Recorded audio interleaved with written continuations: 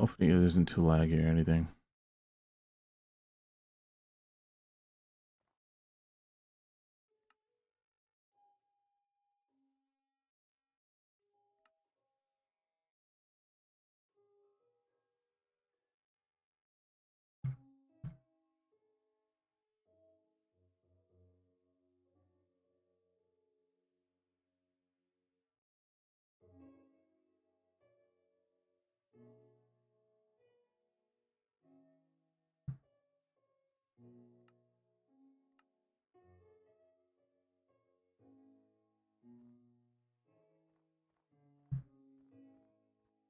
All right.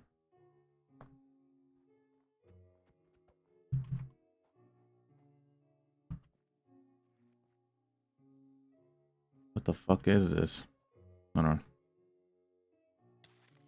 Really knows. So we brought on our next guest, Billy Carson. A lot of you know who that is, to have a speculative conversation about these subjects and what Billy's opinion is on how some of these ancient civilizations were formed, some of the technologies they may have had. It's a fascinating conversation, but it is speculative. Keep that in mind. If you like the show, head over to Apple Podcasts and Spotify. Please leave us a review. Tell us how we're doing. Tell us who you'd like to see on the show. If you're watching this on YouTube, please like, comment, and subscribe. Patreon. If it wasn't for you, this show wouldn't even be possible. Thank you. You're our top supporters. We love you. We do love you all too, though. So, everybody, enjoy the show. I'll see you soon. Let's see what crazy shit this guy says.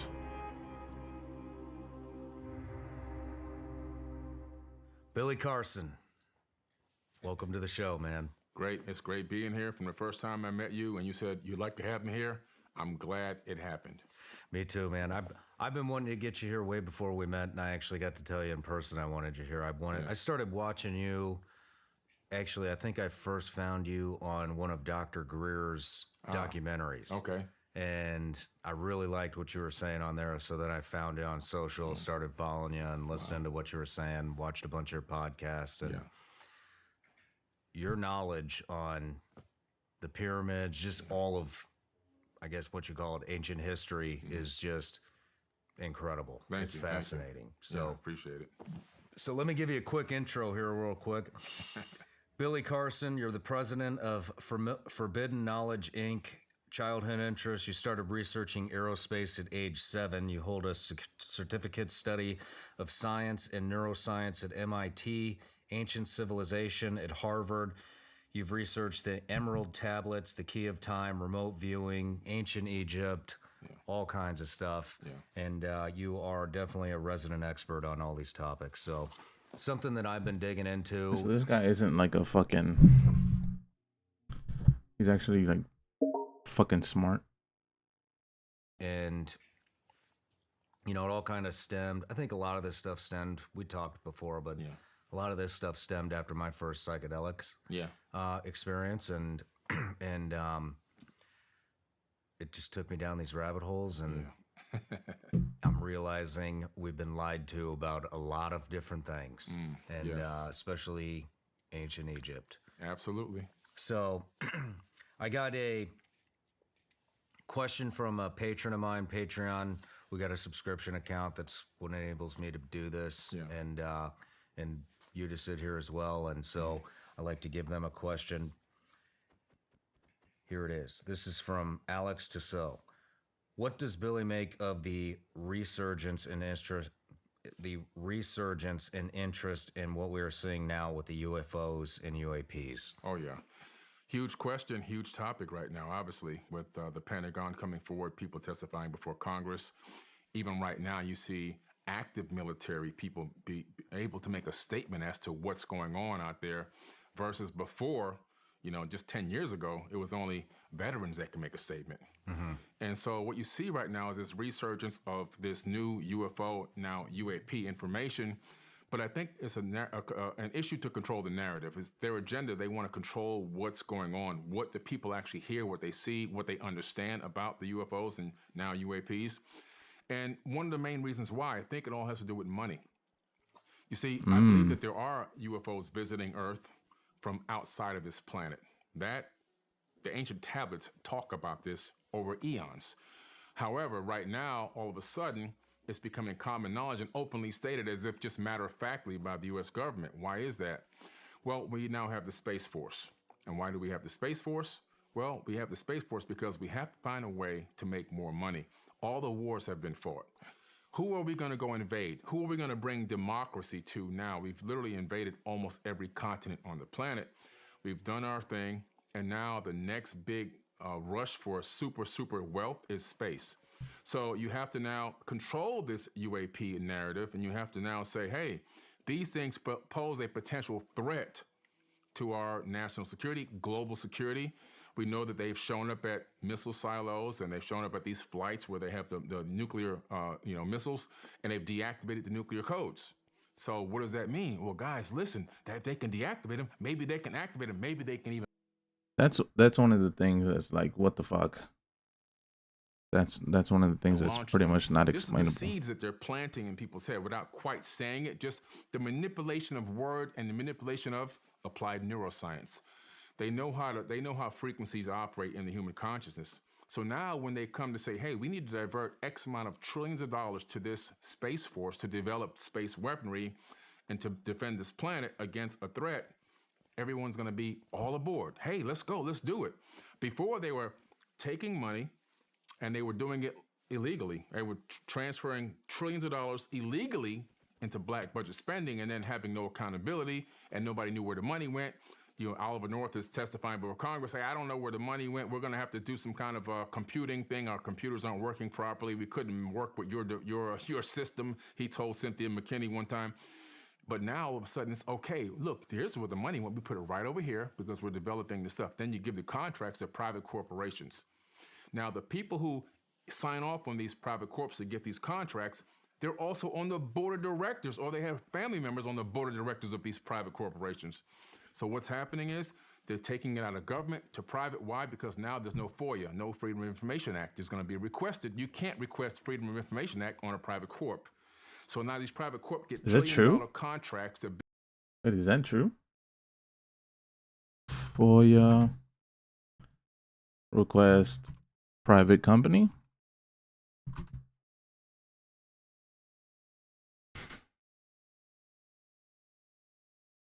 The FOIA does not require a state or local government or a private organization or business to release any records directly to the public, whether such records have been submitted to the federal government or not. Yeah, it doesn't have access to records held by state or local government agencies or by private businesses or individuals.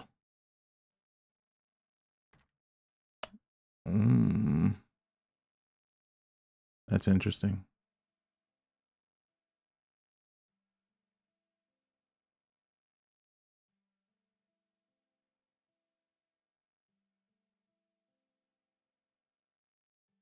Interesting. Build and develop space technologies that the rest of the world will never see, never know of. We won't even know they exist. We'll just know where the money went, and that's the end of that. They'll take big payouts. A lot of these projects will never see the light of day. Most of them will be projects that are born to fail from the beginning. So they'll take a contract. We're going to develop this device or this aerospace tech, and then we'll need $5 billion to start. 2 years later, well, we needed another $6 to $7 billion. It didn't quite work right. Another 5, 6 more years later, send us another $8 billion. We almost got it now. And then another 10 years, maybe a few more billion, and we're going to scratch this. It's not going to work. But everybody got the payouts along the way. People got big salaries. Big, CEOs and C-suite executives took home big umbrella payments. And now let's move on to the next project that we're never going to put out. And so this is the kind of cycle. But doing it this way through controlling the UAP narrative allows them to siphon trillions of dollars into these private black budget projects that are operating with complete no congressional oversight. I've not heard that before, but it makes perfect sense. And kind of does. I've been wondering why this is starting to see the light of day more and more. But the fact that, just to break it down simple, everything that you just said, basically what you're saying is The only reason this is happening is so that they can legalize the black budgets. That's it. Pretty much, that is it. Do you think there's going to be any? I mean, it does sound like that they are, at least at the congressional hearing, it sounds like they want more oversight over companies like Raytheon, Skunk Works, Boeing, Northrop Grumman, these type of the military-industrial complex. Those are always the companies. ones those are always the ones that come up whenever they're talking about this shit. We just need to go in there and take over. And these type of the military-industrial complex companies. Do you think that they will achieve any type of oversight? I mean, I've been. Tim Burchett is on top of it. Anna Paulina Luna seems to be on top of it. And it's the only. I went to that hearing, and it's the only hearing that I've in recent times where you saw the right and the left come together, and it was actually kind of nice. It was very nice to see. Absolutely. Do you think that they'll have any success? I think we have to keep putting pressure. I think that success won't be instantaneous, but I do think that with enough pressure, we can begin to see some progress and also some parameters being set as to what they can and can't get away with. And it's going to take some infiltration, some people working from the inside out. In other words, people from the inside of government and key positions of power, they say, enough is enough. We're going to change this. People who aren't willing to take the payoffs. People who aren't scared of these private corporations threatening them or their families, because that's what happens from time to time, which keeps the whole ball rolling for these corps. So it's going to take some really brave people in positions of power to stop this and actually allow this open book situation to happen. Man, just that conversation right there. I know this is going to be an awesome interview. So before we start, everybody gets a gift. Oh, wow. Hey, thank you, sir. Appreciate it. There you go. Man.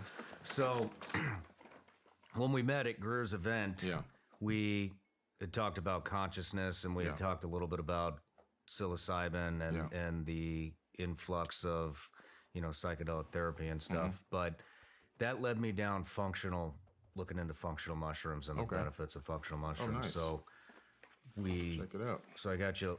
This is from Laird's Superfood. That's performance mushrooms. Wow, beautiful.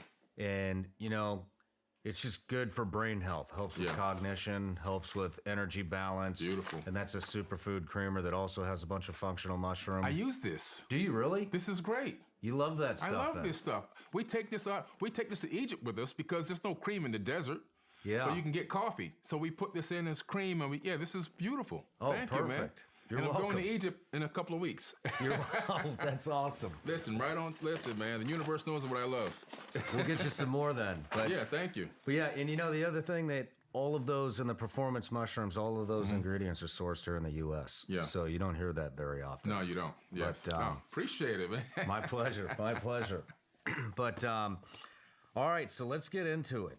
One thing that I did want to ask you is, the more I dive into this subject, and I'm green with this stuff. Yeah. I've been talking.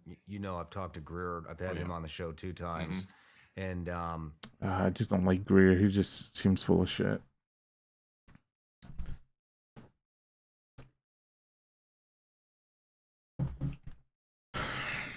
I don't know if I agree with that. With that guy. Had the whistleblowers on. The more I dive into this subject and I start looking at who's involved, I'm starting to see a lot of Freemasons. Yeah. What's the deal with the Freemasons? I hear a lot of it's a lot. stuff. There's a vast array of information. There's only a few real Freemasons that exist. In other words, when I say a few, I'm talking about maybe a few hundred, maybe at the top level that really know the ancient secrets, right? Okay. There's masonry Ancient halls secrets? all around the United States. I just spoke at one in Detroit. I was doing a conscious lecture with the 19 Keys. We had nothing to do with masonry, but that's what, they rented the hall out to make money. But the people that typically go there, they have no real knowledge of the real ancient wisdom and knowledge that goes back into the ancient past.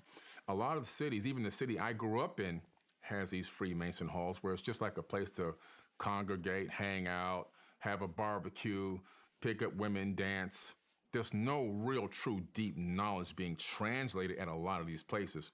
There's only a very small, and I do mean small, amount of people that really house and hold the true knowledge of the ancient past as the top level Freemasons. When did this start? Yeah, this goes all the way back to deep, deep antiquity. We're talking about 30,000 plus years ago. There were these brick masons in ancient Kemet called the Shattu. After the Great Flood, Amun-Ra, aka Marduk, he's known as Marduk in the Bible, M-A-R-D-U-K. Some people say Marduk, depending on how you want to pronounce his name. He's also in the Jewish Torah as well. In Kemet, he was known as Amun-Ra. And this is why people say Amen, actually, it's to him. He actually made it a rule, a law. But he had these brick masons helping him rebuild the land of Kem. And these brick masons had the secret knowledge of space flight technologies, how to turn stone structures into advanced computer housing, data storage devices, as well as power generators and many other functions. A lot of the stone structures that were built were actually multifunctional stone computers. If you're going to a place when you only have limited resources, that you can't take a factory and a whole bunch of workers with you, what do? You learn how to work with what's there. And they mastered stone masonry, but they also encoded and embedded a lot of the wisdom and knowledge from the ancient Egyptian mysteries and the Kemetic mysteries into the structures. Now, these Freemasons were called Shattu. As a matter of fact, the Shattu helped Amun-Ra escape. In the last, there was a pyramid war. There were 2 pyramid wars. The second pyramid war in the tablets talks about the fact that the Shattu helped Amun-Ra escape through a hidden passage in one of the pyramids. And before he left, he decreed that he would leave the kingdom to his Ra-Kam. Ra-Kam, K-A-M, translates now into shield. Kam translates. Ra-Kam.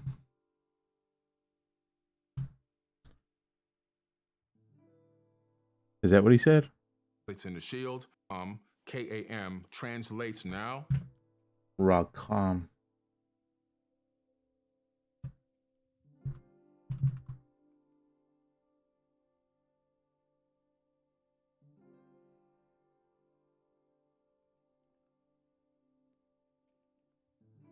R-A-A-Cam.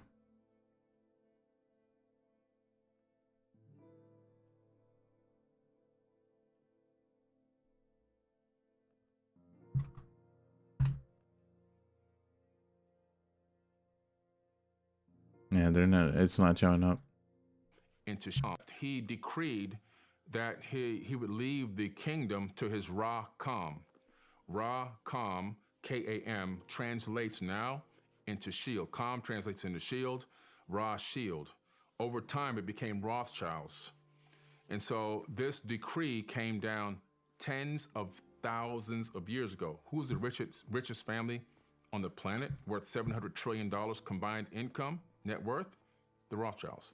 It still is happening till this very, very day. And this masonry is part of the mysteries, the mystery schools. Only adept initiates, hand-picked people would get to learn this sacred knowledge.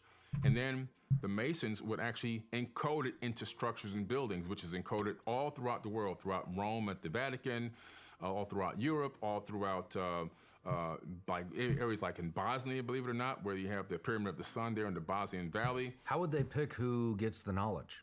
They literally had a system in which they can identify people who they call adept initiates, people who seem to have some type of ability to perceive things at a higher level or retain knowledge at a higher level or display some type of talent, or ability. And those people were literally handpicked. Yeshua, aka Jesus, was one of these students as well. If you read the Gospel of the Holy 12, you'll find that when he disappeared from the Bible, where did he go? He went to Egypt. I've taken many people to the actual bed that he slept in, which is still there in Egypt. It's a shrine now. And he was there learning the Egyptian mysteries. And this is well known, well documented. I mean, that was an apocryphal text that was left out of the Bible.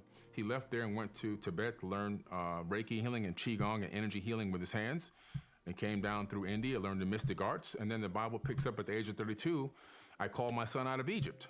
That's what the Bible says. And he ends up riding it on the back of a donkey back in Jerusalem. So that's the loop that's missing out of their 12 to 32. That chunk is missing out in the Gospel of the Holy 12. Again, he also had the Mason knowledge. Now, the thing about knowledge is it can be used for good or it can be used for evil. You see, knowledge is just knowledge. if you have a gun and I have a car, and you're trained on how to use a gun appropriately, which you are, right? Well, you know how to use it, when to use it. Because your mind is clear, you're not going to use it on anybody just because you want to. You're actually trained to hit enemy targets or save civilians, right? Don't shoot civilians. I have a car. I have no training. I'm using ignorant knowledge, and I'm just angry. I can take my car and I can kill people just by driving my car right down the sidewalk. I can wipe out a ton of people, and you could be walking on that same sidewalk with a gun, and you kill nobody. But you have the knowledge, and I don't. So just a little bit of a metaphor there. It's nothing to do with the knowledge. It has to do with how it's applied.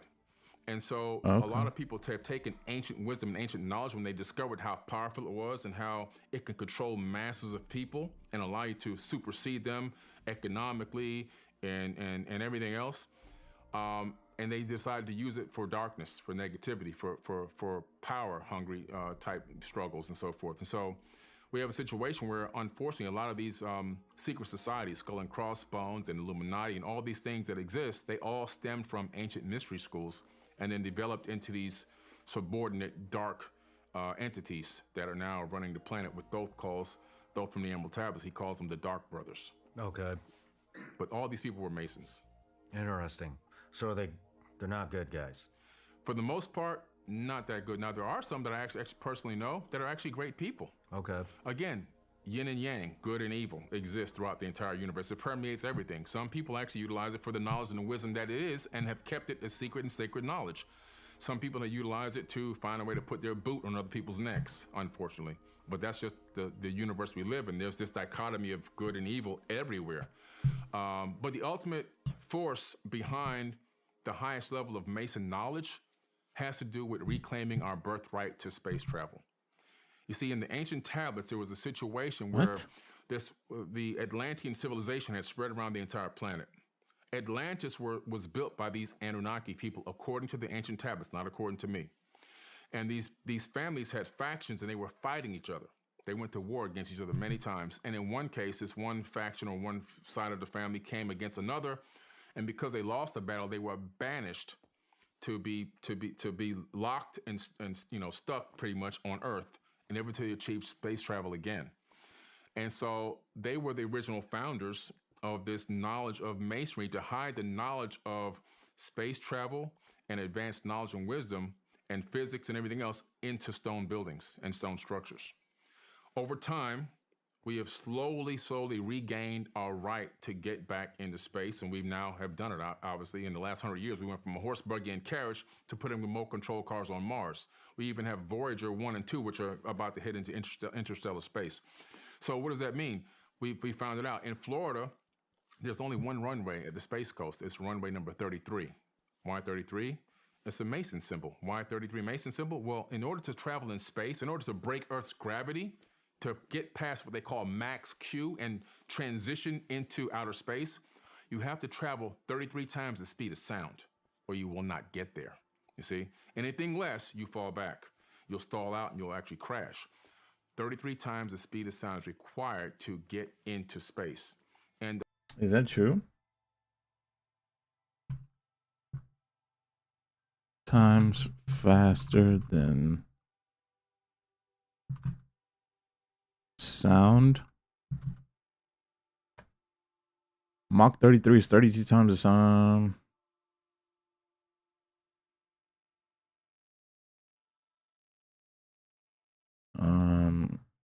What would it be? What? How fast do you have to go to exit Earth's atmosphere? Oh, he's right.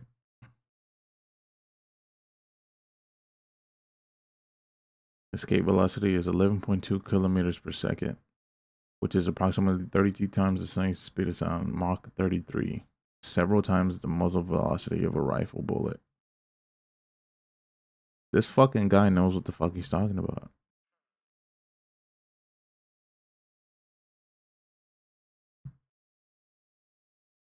The whole thing behind why the number 33, it's all about reclaiming the birthright to be able to become a spacefaring race again. Interesting. Interesting. Let's move into, actually, what are these ancient tablets? What caught your interest at the beginning? Why'd you start studying them? Well, I had an experience when I was younger as a kid, which is, I'll cut the story short, but I had an experience in my backyard. I lived near a private airport, and I used to watch the airplanes go over my house. And this one day, this object went across the horizon that cleared the horizon in seconds, not minutes. And I knew that it wasn't a plane. It didn't have a cockpit, wings. It didn't have tail fin, none of that stuff. And it was completely silent and was like a silverish glowing metal. Then it came back much lower, and then it stopped dead smack over about now 200 meters, I can estimate now as a grown man. And then it went out the way it came in. And I went from that point. That's why I got into aerospace, research. I started getting all the Encyclopedia Britannicas, because this is back in 1977, on aerospace. Started studying from then, trying to find what I saw. Long story short, that led me into a whole nother realm, which then got me into ancient civilizations, which then I started seeing that these ancient civilizations were utilizing high technology. And I've been studying high tech. Well, how in the world did they have high tech back then? And my mother told me that in ancient times, there were people that were way more advanced than us on this planet that had everything you can possibly think of. She said they had the ability to fly from planet to planet. They lived on top of mountains. And everything she told me in the 70s, I started finding in these ancient texts. So the texts are the Enuma Elish and the Seven Tablets of Creation, the Atrahasis epic, the Code of Hammurabi, the Epic of Gilgamesh, which is the full and true story of Noah's Ark. Noah is actually Zazudra from the Sumerian tales. Later, his name was converted into Noah. And then you have there's so many tablets. I mean, there's just so many incredible tablets that are out there. And also some of these are like from the Mahabharata, the Bhagavad Gita, the Indian Vedas. Jesus. Which is a vast amount of wisdom and knowledge right there. The Mahabharata itself is a 10-book set that's all been translated already. And there's just so many other tablets that exist that you can get your hands on, and they're all translated. They've been translated since the 1800s. People think this Zechariah Sitchin was the only person that can translate tablets, and now he's dead, and he made it all up. No, he used existing translations, and he even gives you his sources in the back of all his books. He didn't translate anything. You can go to the UCLA CDLI online cuneiform digital library. Say that fast 4 times. And you can drop virtual tablets into the translator and read them for yourself. No kidding. Yes. So everyone can read these tablets. You don't have to be a special expert like Billy Carson. Now everyone can read what's What did he say? This is in the back of all his books. He didn't translate anything. You can go to the UCLA CDLI UCLA CDLI.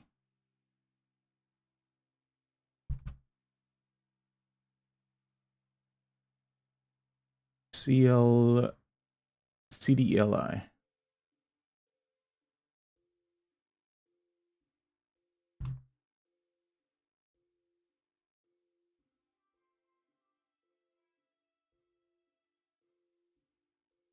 Let's see.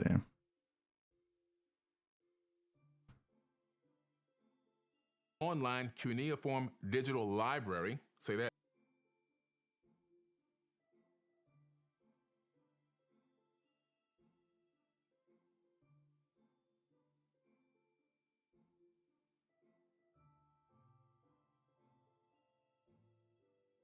Let's see. Where would I even find that? That fast 4 times. And you can drop virtual tablets into the translator and read them for yourself. No kidding. Yes. So everyone can read these tablets. You don't. Hold on.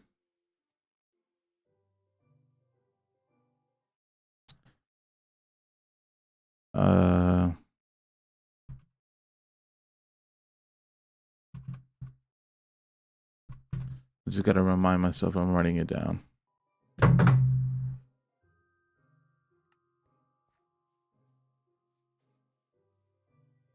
You don't have to be a special expert like Billy Carson. Now everyone can read what's on these tablets and make up their own educated decision on what they believe happened in the ancient past. And what did happen, now with hundreds of authors writing about them, including myself, at some point in the ancient past, a race of people seemed to have landed on this planet, began to develop this planet as a breakaway civilization, and at some point engaged mankind. See, they didn't create us. We were already here. They talk about the fact in the epic of, in the Enuma Elish and the Atrahasis epic, they talk about, in two separate writings, by the way, that there was a being here and they wanted to get us to do the work for them. So they did something where they called adding their essence to us, which is some type of a genetic modification of sorts. Maybe our junk DNA is what they unplugged. But whatever it was, we ended up going to work for these people, and they found the first gold mine in exactly where it says in the tablets at Adam's Calendar in South Africa, and it's been dated now to 200,000 years old. Right when the tablet said the first gold mine happened, and people started working under the tutelage of these people. So it's pretty interesting stuff. And so these tablets, they pretty much encompass a lot of religious books, Quran, the Bible, a lot of Buddhist beliefs, pretty much almost every religion that exists. A lot of the roots come from these ancient tablets. Even the whole creation of our solar system is in the Enuma Elish and the 7 tablets of creation, which matches perfectly to astrophysics books at universities. Think about that. We're talking about text that goes back tens of thousands of years. How can they be accurate down to the science? Talking about orbits, gravitational pulls, planets being captured by gravitational fields in the beginning stages of the creation of the solar system, because of the gravity being captured and thrown towards our sun and colliding with other planets, creating debris. I mean, the whole thing is right there, and you can almost watch a National Geographic Discovery, series on it, and they'll tell you the same exact thing. It's all based on real science. They talk about orbits changing and shifting, how Neptune and Saturn shifted orbits, which is they teach you that in astrophysics in college. How did they know this? So all this knowledge is in these ancient tablets, and so I go to them because they're as close to the truth as we're possibly gonna get. Like, if you want to get as close to the truth, you're not going to get to the truth, because still somebody wrote them. But man, there's so much information in there that matches up with real science, which is what I wrote in my book. It's like, it's crazy how accurate it is, and just why I go to the tablets first, because everything else to me is newer, and that's as ancient as you can get. I mean, the Emerald tablets are 36,000 years old, and that's like one of the oldest accounts of the Great Flood in history. It opens up talking about the flood, and how the temples were coming up out of the mud, and people were coming out of the caves, and that the hairy barbarians were there. In other words, they were at a high level of civilization prior to this flood, and so many generations had gone by, they had turned back into just basically, hunter-gatherers almost again. And Thoth talks about his father sending him there, and he gets in a ship and flies up into the sky until the earth disappears. And when he gets to the place appointed, he descends down on the land of Chem. That's Egypt before it was called Egypt. And he tells the people there that he's going to help them rebuild civilization. Rebuild, which means there already was a high-level golden age probably before this great flood. So these texts, man, they're just incredible. They have so much information in them. It's well worth taking a look at. Yeah, definitely. Let's talk about ancient Egypt. I've been looking into talking to Dr. Greer, we talk a lot about zero-point energy. Yeah. I've been looking into zero-point energy, free energy. I've been researching it. Yeah. Looking into the Nikola Tesla stuff, and it sounds like Nikola Tesla got his information somehow from ancient Egypt. A lot of people say that the pyramids were some type of a power plant. Yes. Not all the pyramids, some of them. So some pyramids have different functions, right? So the Great Pyramid at Giza, for sure, a wireless power plant, amongst other things. It was a multifunctional stone computer and a wireless power plant. It was also a communications device. So if you look at old images or old pictures of the Great Pyramid area at Giza, you'll see that the Nile used to run right up alongside of those pyramids. Now it's meandered miles and miles away. One of the main reasons why they don't want you to know is there was an ancient war that happened. That war, that second war I told you about, that's why there's glass in the sands at the Giza Plateau. When you dig your hand in the sand, you'll pull up balls of glass. That's 3,000 degrees to create glass out of sand. That's weapons fire. And there's still evidence of weapons fire on the Bent Pyramid right out there at Giza as well, which I've documented many times. It's coming out in my new TV show. But nonetheless, the water would run underneath in these gigantic aquifers. The tubes for those aquifers are still there. Sometimes I've gone down in them. Even kids play around in them and everything. But when you have running water underneath magnetized crystal granite, which is what the base is made out of, you create something called physiostatic electricity.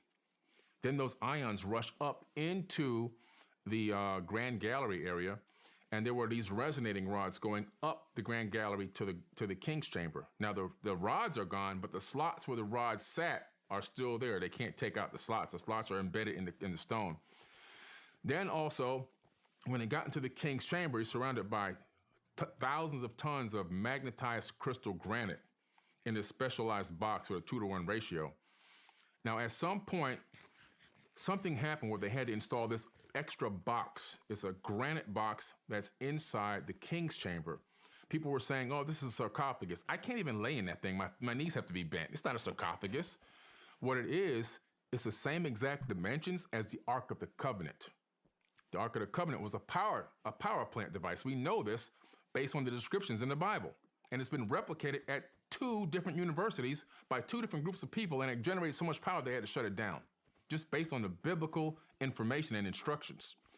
When you take those measurements, it fits directly inside that box. And why did it fit in the box? Because the pyramid at some point had lost its ability to generate the maximum amount of power. And so that was needed to add an extra piece to fix the problem. And that's exactly what they did. Then the energy would shoot up through the apex. The obelisks are all made of crystal granite. What do you mean the obelisk? What is that? Those giant stones that stand up with the points at the top? Okay. Those are obelisks. Okay. They're all around the region. We have one at the White House, right? You know, we have one in Rome in the center courtyard there. They took them and put them all around. The one in Washington is obviously, it's man-made, but the other ones around the world are all come out of Egypt. But what's interesting is those obelisks, they capture the ambient electricity from the atmosphere. And then if you have something called a JED, it looks like a Tesla coil. I'll send you some photos of this stuff so you can utilize it.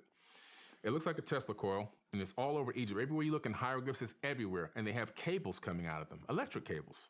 They were connected to their electroplating devices, and anything else they needed, light bulbs, anything that needed electricity was connected to the JED. The JED would capture the ambient electricity from the obelisk. The obelisks were like electric wire poles in your neighborhood, basically, but just doing it all wirelessly. And by that method, they were able to transmit the wireless energy all around the region. And the JEDs would capture that energy, and they can power whatever they wanted. And so, now what's also interesting about the Great Pyramid, a small amount of that water would be pushed up into the pyramid and down into the Queen's Chamber. Now, the Queen's Chamber, when you analyze it and look at it, and look at the x-rays of it, you discover something interesting. It operates like an electrolysis machine. Why electrolysis? If you use electrolysis with running water, you can extract the hydrogen atoms out of the water, which is what we do in different types of engines that we have right now.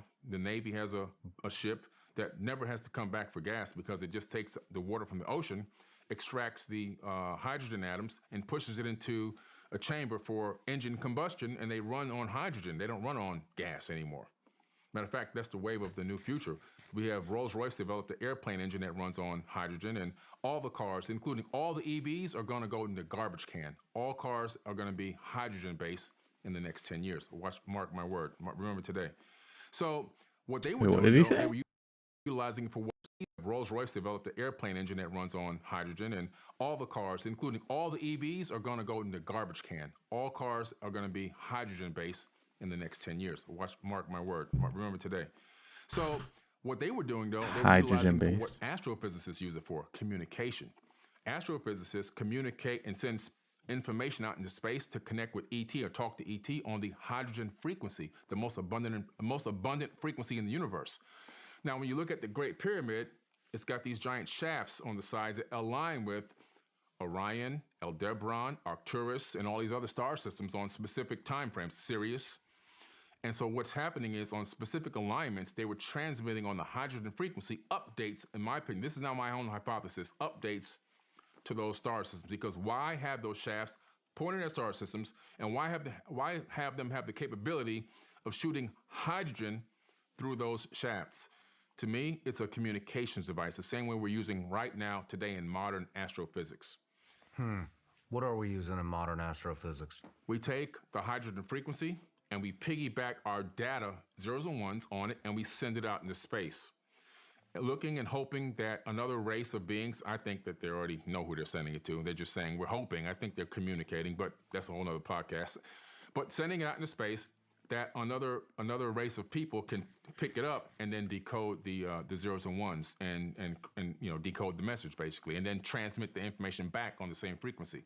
What makes you think that they've already made communications?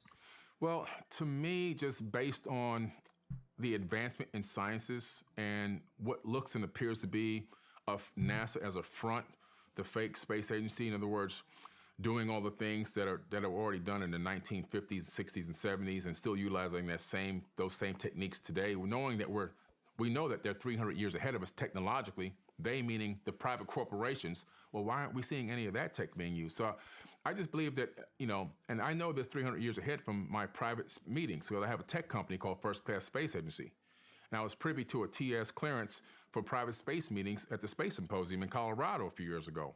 And in this room, I'm sitting there with some of the top tech companies in the world in space, travel, and also ancillary parts for space, like, radiation hardened computer circuits and everything else. And they're all talking about how advanced, they are.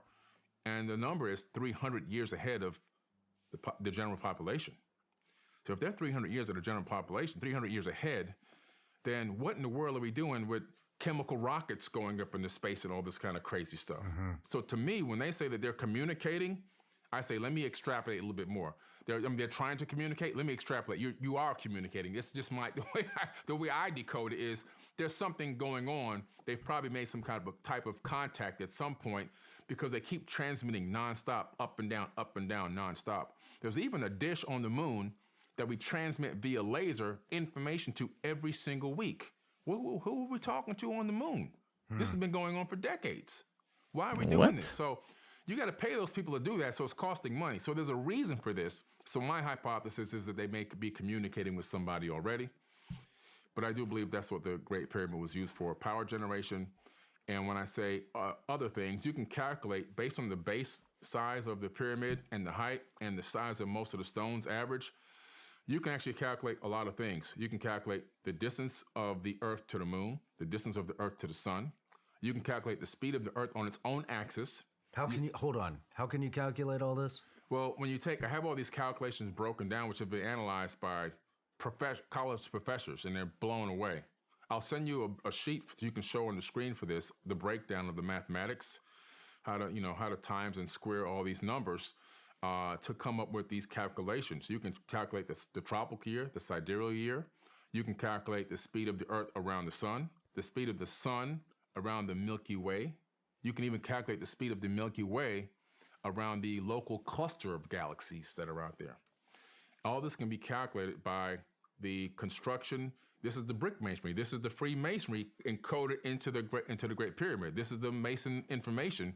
It's all about astrophysics. It's all in there. It's all built into the pyramid, all in the construction process. Now think about that knowledge you have to have. You have to say, I want to have this, and this, and this, and I want to have it all built into the construction. Let me input this into my whatever kind of computer program they utilize to do this, and then it spits out this blueprint, and they build it according to that blueprint so that all this information is encoded in it at the same time it's being built. Wow. Yeah. Wow. When it comes to, you had mentioned a little bit earlier that you think that all vehicles are going to go to hydrocarbon. Oh, yeah. Hydrogen. Correct? Hydrogen, excuse me. The hydrogen atoms, yes. Somebody already developed this. Yeah. And they're Stan no Meyer. longer here. Is that his name? Stan Meyer in the night. I remember watching that commercial live on TV as it aired on the news station, standing right next to my mom. He drove this little buggy he built, run on water. You can go from New York to California on 1 gallon of gas. He said you can piss in it, you can spit in it, you can put snow in it. This guy was going in. And I was so amazed. I was like, this is crazy. This is incredible. Of course, he went to a restaurant where he met with some Pentagon officials, and then he ran outside and screamed, they poisoned me, and he died right there, right in front of his brother. What the fuck? And so at the time, they wanted to do away with it. We got to a point now where the world is fed up and tired of these pipelines and invading countries to take over their resources and trying to build pipelines through the middle of countries that don't want the pipeline. It's a big thing. It's a big problem right now. And it's driving economies up and down. And it's causing billionaires to become millionaires. And when it starts affecting their pockets, something's got to change. So now we have this big push, right? This EV thing came. EV still use what? They use gas. They still use fuel. Why? Because when you plug that car in, down the street, the power station is using oil to give you that electricity. And then the infrastructure will never be good enough to house, billions or millions of cars in the U.S. economy. It just won't happen. Just one hurricane in Florida, you'll see it'll be a nightmare because you won't be able to evacuate. Because when you get to about 100 miles away from your house, you got to turn around and go back home. And you can't get in a line to charge your car. The lines will be longer than gas lines. Yeah. So it's a nightmare waiting to happen. The push now is going to be all hydrogen. Everything will become hydrogen. All cars, EVs will die. The batteries are not recyclable. The cobalt and the lithium are made with forced child labor, right, in third world countries. Kids literally mining with their bare hands, pulling this ore out of the ground, getting caught in collapses and mine collapses and dying and everything else. All that's got to come to an end. All we need is for one rogue nation to take over one of these biggest lithium and cobalt mines and hold the world hostage for the cobalt and the lithium, and everything comes to an end, right? The prices will super skyrocket. There'll be a shortage of batteries in cars, and you can't recycle them because Elon Musk made it open source battery. So everyone who created a battery created them slightly different. There's no one mechanism or method to take these batteries apart and recycle them. So they're filling up in landfills by the thousands. And even in China, there's already millions of landfills, and they're more toxic for the environment than a regular old-fashioned engine, crankshaft. Yeah. So it's pretty dangerous stuff, and it's leaching into the water supply. We're drinking this poison and everything else. It's going to shorten our lifespans. They got to get away from that. They're going to go into hydrogen next. Interesting. What do you think about, you talked about those boxes of that produce energy. Yeah. Why do you think this hasn't been replicated? Well, they have been replicated, but they've been what do you call it, eminent domained by the government. A lot of people who create these incredible inventions, they don't go about it the right way. They think they're going to be able to patent these items, to patent these inventions, and then put them out and become a billionaire. That's their dream. Well, they're crazy. It's not going to happen. You have to do what Elon Musk did with the battery, right? With the Tesla battery. You have to make it open source and create an industry and just take your fair share of what comes your way. Don't try to become the king of this technology, so you can, 20 generations could be trillionaires. That's the wrong mindset. The right mindset is don't patent it, make it open source, release it to the world, let everybody develop it. Then who are they going to come kill? Everybody? Yeah. You see, my tech company, we're doing the same thing. We're doing everything open source. Our laboratory ended up closing down because of the whole global sickness thing that came. We were just getting ready to start it, fire it up. We had an astrophysicist, we had a quantum physicist, and an engineer.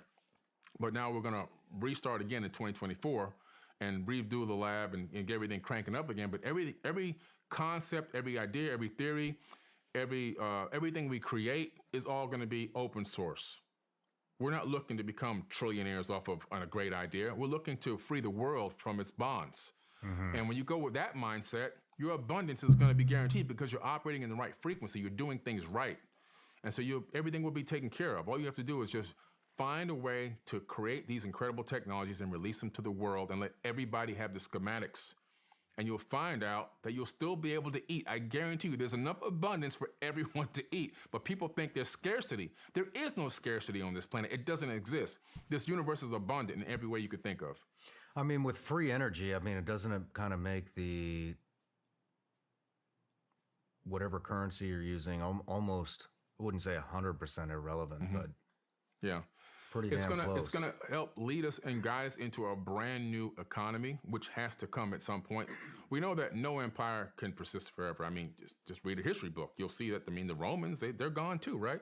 Mm-hmm. And so there's this cycle where no matter how big you get, there's always this recycling, this cyclical civilization, rise and fall of governments and everything. It just happens. It's just part of life. And this economy that we're under right now, it will not persist forever. At some point, it will evolve.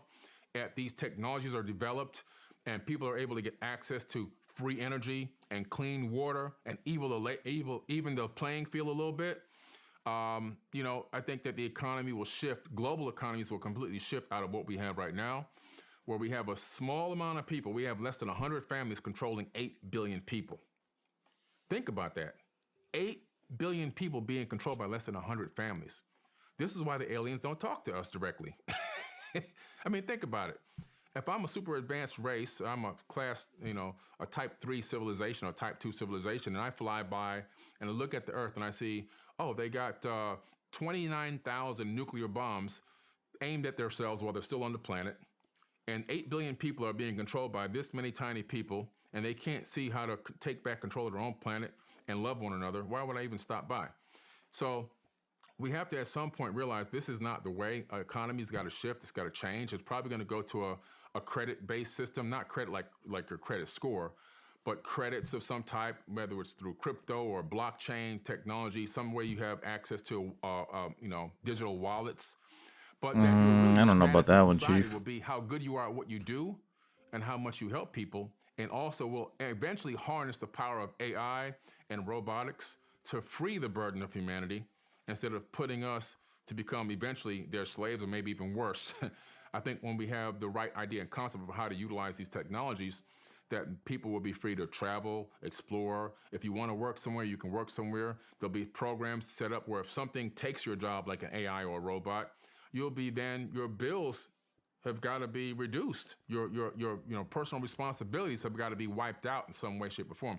All this is rough ideas, but something has to be thought through that will lead us into an economy and a world where people and human beings can thrive. Because after all, the most important thing is for human beings to thrive, not for a small amount of corporations to thrive. 100% agree with you there. Let's get back to ancient Egypt. Yeah. Some of the things that really caught my attention was and we're not just talking ancient Egypt. I had read or saw or heard that from multiple sources that a lot of these wonders of the world, Easter Island, Machu Picchu, the pyramids, Stonehenge. There's probably more. Oh yeah. But I've read that they're all these unexplainable ancient structures are all sitting right on top of fault lines. Is there any truth to that? They're not on fault lines. They're actually on energy grids. And the majority of them, energy grid? An energy grid is where the magnetic field of the Earth whips out of the planet. So a lot of these structures are literally sitting directly on top of these high energy magnetic fields. Really? So if you go and get the from USGS.gov and take the Earth's magnetic field map, and then lay it over a map of like a lot of these megalithic structures, all of a sudden you go, oh my God, they're all sitting on top of like high energy magnetic portals, basically. And what's interesting about that is how in the world did they figure this out? Like, what type of tool do you use to measure how much magnetism is whipping out of the Earth here from the core or 100 miles away? How do you distinguish which one is the one, the spot to put it in? They had to have had some level of advanced technology that had the capability. Now, we do it through satellite technology. So how in the world were they able to do it? We have a satellite that orbits the planet in a polar orbit. It orbits this way, not this way. And as the Earth spins on its axis, it's taking swaths of data. Magnetism, electromagnetic fields, it's taking topographical data and so forth and so on, minerals and so forth. We know everything that's on Earth from a polar orbiting satellite, which is why I believe that that's exactly what was used. Because if you look at the Great Pyramid at Giza, where is it located? Directly at the center of landmass on Earth, not the center of the Earth, the center of landmass. There's only one way to get that calculation. You have to have a satellite orbiting in a polar orbit, scanning the planet as it spins on its axis to pick up all the topographical data, to be able to calculate the landmass and to find the dead center of the mass of land. And not only that, of course, it has one of the biggest magnetic fields coming right out of that spot too. So boom, dead center, they drop it right there. And then also the Great Pyramid, the height of it matches the average height of all the peaks on Earth. Again, how can you do that? Polar orbiting satellite, as the Earth is spinning, it's calculating all the peaks. The peak of the pyramid, yes, is the average of all the peaks on Earth. All the natural peaks on Earth is the average height of all the natural peaks on Earth. I mean, there's just so many things. There's so many things with the pyramids and these other structures that just, it's mind-boggling. I was taught that these 7-ton bricks were they use sticks, and ropes and mud and elephants. The mud ramp theory had it took over for a little while, but then some real good physicists said, I don't know. They did some calculations. You would need more mass than the pyramid in mud to be able to create the mud ramps to put it just didn't add up. Yeah. So the mud ramp, and then the lack of trees and lack of timber and so forth to roll in these, 15-ton stones in some cases on top of wooden. I mean, come on. It just sounds crazy. Yeah.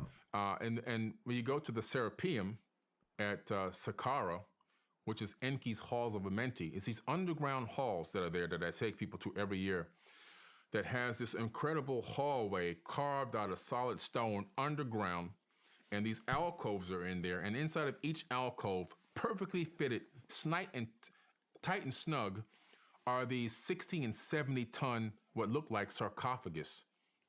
What's a sarcophagus? What they claim they will put the dead body in, Okay. But it's not they're not sarcophagus because there's no dead bodies in them. They're clean. They're actually, you can eat off the floor inside of those things. I've stood inside of them. They're higher than my head, and I'm 6'4". The lids weigh like 40 tons. But if you read the Emerald Tablets, you discover those were the halls of Amenti, where these beings claimed to have rejuvenation chambers, and they would put bodies in them, and they would literally had some type of technology that would transfer their consciousness into a new body when the other one wore out. And they would put the wore out body in these things and let them rejuvenate over time. Sounds crazy, but now modern science is what the fuck did he just say? consciousness into where these beings claim to have rejuvenation chambers, and they would put bodies in them, and they would literally had some type of technology that would transfer their consciousness into a new body when the other one wore out. And they would put the wore out body in these things and let them rejuvenate over time. Sounds crazy, but now modern science is doing the same exact thing. They literally are right now doing the same exact thing, learning how to transfer human consciousness from one body to another. They've even created mind. Wait a minute. Can human consciousness? How the fuck do you spell consciousness? The science of the brain and consciousness suggests that in theory we can transfer consciousness to a machine. This is also known as mind uploading. However, conventional ideas of mind uploading rely on scanning our post-mortem brains where we are not the ones who live on. Is it possible to...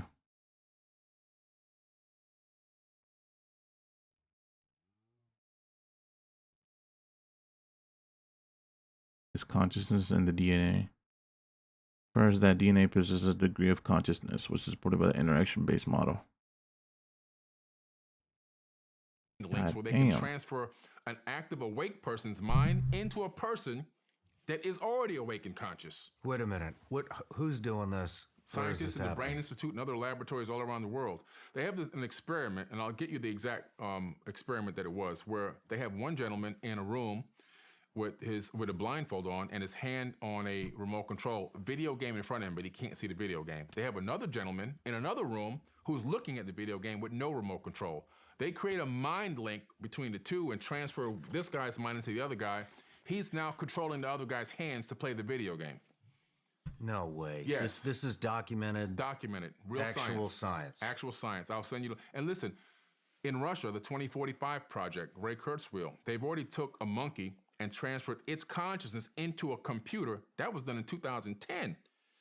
In 2000, I think 16 or 17, it was to transfer a human consciousness into a robot, which that's been done.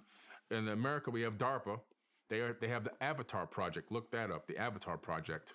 I wrote about it in my book, where they transfer a soldier's consciousness into a field robot. And then the only thing that gets damaged if the robot blows up, the symbiotic link is disconnected through consciousness, but the soldier's obviously not going to die. And so this has all been done. This is real science being actively used right now. By 2045, which is the 2045 project in Russia, they're looking to transfer human consciousness into an actual being, an actual avatar body. So they can take a skin cell from you, they can put it in a petri dish, they can get it under the right conditions, turn that skin cell into a stem cell, culture that, turn that into a group of stem cells, and then grow that into a full clone of yourself using your own stem cells and then transfer your mind into your new body. Whoa. That is what I've the never fuck. heard this before. Yeah. Ever. And it's all in my book. This is real stuff, man. How do you find this kind of stuff? It just comes to me, when you start going down these paths of research, you become a magnet for information, and information just begins to come directly to you from all sources. And then when you look it up and dig deeper into it, obviously some of it's not good, you don't use it. But the stuff that is real, I write about it, and I put my source links to it because I want people to know, like, this is real, and you can go look it up yourself. Wow. What? Let's go back to the pyramids and all these other wonders of the world. Yeah. I mean, a lot of these wonders are the architecture and the strategy to build the buildings seem to be identical in a lot of these places. Oh, yeah. How do you explain that? One master architect. If you look at the Emerald Tablets, got to go back to the oldest text that we know of, 38,000-year-old text. Thoth claims to have built the Great Pyramid. He said, "Build it I, the Great Pyramid, patterned after Earth's force, so that it too might remain through the ages," and it sure has. So the Great Pyramid is not 4,000 or 5,000 years old. That Great Pyramid is about 38,000 years old. And so is the Sphinx. His father told him to build the Sphinx and put his face on it. And then later on, that face was recarved. This is why the face is not the right size for the body, to his nephew's face. But the face was never the face of a lion. But this guy was the master architect. He laid down the blueprint for how to do this. In the Emerald Tablets, he takes a crew with him on the great ship that descends on the land of Chem, rebuilds the land of Chem. He says something very interesting in this text. After spending many years there, they don't specify exactly how many, but they say many, many years, rebuilding the land of Chem, he tells that crew, that team that came with that original team, to spread out around the world and duplicate what we did here. Then all of a sudden, what happens? Pyramids pop up all around the world. Megalithic structures, megalithic temples all around the world, all using the same exact building technique. Thoth himself even leaves Africa, takes Olmecs with him, and leaves his brother Amun-Ra in charge, and he goes to Mesoamerica and builds the Teotihuacan civilization and builds that whole Teotihuacan pyramid complex, which, by the way, is aligned with Orion, the same exact formation as the ones in Africa, at Egypt, right, at Giza. And also what? Built on top of an aquifer. The base of the Pyramid of the Sun is exactly the same size as the base of the pyramid, Great Pyramid at Giza. And the height is exactly 50% the height down to the millimeter of the Great Pyramid at Giza. Again, Down to the millimeter? Down to the millimeter. And this is, again, what? One master architect, again, showcasing his talents and going all around the world. This guy is known everywhere I've gone on the planet. I went to Africa. He's obviously all throughout Africa. He's known as Tehuti, Jehuti, Thoth, right? According to the ancient Egyptians, he ruled for 16,000 years, one person. In China, he's Wang Di, the first emperor of China, who came down on a fiery dragon. Sounds like a flying ship. Ruled over to China for decades, for several centuries, and then just got on this flying dragon and disappeared again. In Mexico, he's known as Quetzalcoatl, Lord Pakal, Kukulkan. He comes in on again a what? According to the Mayans, a fiery dragon, and he's there. What he built? Chichen Itza, Teotihuacan, Cobol, all these places were developed. The Mayans didn't build anything. They inherited what was already there. The Aztecs didn't build anything. It was already there. And that's even in their own records. Matter of fact, they didn't even know who the people were originally that built some of this stuff, so they gave them the name Teotihuacans. But in the Emerald Tablets, it tells you exactly who it was. And so I was out in Australia in the outback, in the middle of nowhere. A gigantic petroglyph of who? Thoth, out of Kemet, in Australia, carved into rock in the ground. They call him Thothamabi in Australia. The Aboriginal people call him Thothamabi, and he's on a ship flying through the Milky Way galaxy. That's what it is, a giant disc, and he's sitting on this thing, and they say that's him flying through the Milky Way galaxy. Wow. And, so the more you look into it, these structures, they were built by people, not aliens. In other words, Thoth, in my opinion, wasn't from this planet, and also his relatives, but they had the people doing the labor. They taught the construction techniques, and they had the blueprints on how to do this. They weren't going to get out there themselves and do all this hard labor, but they had the blueprints. They laid out the foundation, and they said, hey, this is how we do this, and we're going to do this all around the entire planet. I mean, how do you think it was built? I mean, I've had people that I have a lot of respect for and know for a fact that they are extremely intelligent individuals. One of them I've had on the show, his name's Chris Beck, and he was talking about the exact same thing: the aquifers, the crystals, the energy, and I mean, he was like, "Well, how do you move? You know, How do you move things? Frequency and vibration. That's it. And if you think about it, if I put a subwoofer under a glass top table and I put a brick on it, it's going to move. It's going to move. You know, and so do you think, is that how it did? Did they create some type of frequency and vibration? Which There's a famous Sumerian cylinder scroll. I'm going to send you a copy of this image. You see an Anunnaki god, you call him a god with a lowercase g, it ain't the God, okay? We know God is a god for real, but that ain't the God. They called him a god because these people didn't understand. These people had advanced technology. He's sitting on this box. This box has a symbol for magnetism on it, okay? And this ancient Sumerian tablet. And then... Let's see. So he's sitting here with this box. There's this tripod thing up in the air, and it's got this disc. Underneath the disc is a gigantic stone table, and as human beings, you can tell a human because their height compared to this guy, they're tiny, and a human is picking it up with one hand. That disc is a cymatic frequency. You can perfectly match. I found the exact frequency, and I have a video on that frequency, which creates that exact same cymatic pattern. And so that cymatic pattern... Field amplifier, cymatic frequency, one hand, magnetic device. Pattern and magnetism in some way reduce the weight of that gigantic stone table, allowing an average normal human being to pick it up with one hand. I'm going to send you this image. Pretty interesting stuff. So when you now say, well, how do they do all this? Cymatic frequencies and magnetism, electromagnetism and cymatic frequencies, in some way together, they combine those two things to reduce the weight. They didn't make them completely weightless, but they significantly reduced the weight of a lot of the stones. The second thing is, Thoth gives away something else in the Emerald Tablets. He utilizes cymatic frequencies and photons to manifest solid matter. Now that sounds crazy in ancient tablets, but guess what happened 2 years ago in a laboratory in the world we live in right now? Scientists got together and they combined cymatic frequencies and photons, and for the first time ever created solid matter. That's in physics.org. Wow. So where did that happen? That happened, I believe it was in the UK. Okay. Yeah, and I'll give you the link to all this stuff. So pretty interesting, right? So the tablets keep getting proven by modern science. This is why I keep going back to the tablets, because wait a minute. This guy says this then. You know, you've heard of the active denial system in the military. It's this dish that sends out a beam of frequency towards people that are looking to be, do harm, right? Mobs. And it'll make you stop in your tracks. It'll make you feel like you got to vomit. It'll make you feel like you're on fire. It can even put voices in your head. It's called the active denial system in the military. Well, in the Emerald Tablets, those have this group of people coming at him because they don't know who he is when he lands his ship.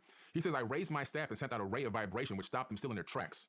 Sounds like the active denial system to me. Same technology, just a different year. So I go over. I keep putting these things in my book to show the commonalities between the two, because what we're doing now, we're just simply rediscovering everything that already existed. We haven't done anything new yet. Everything was already done.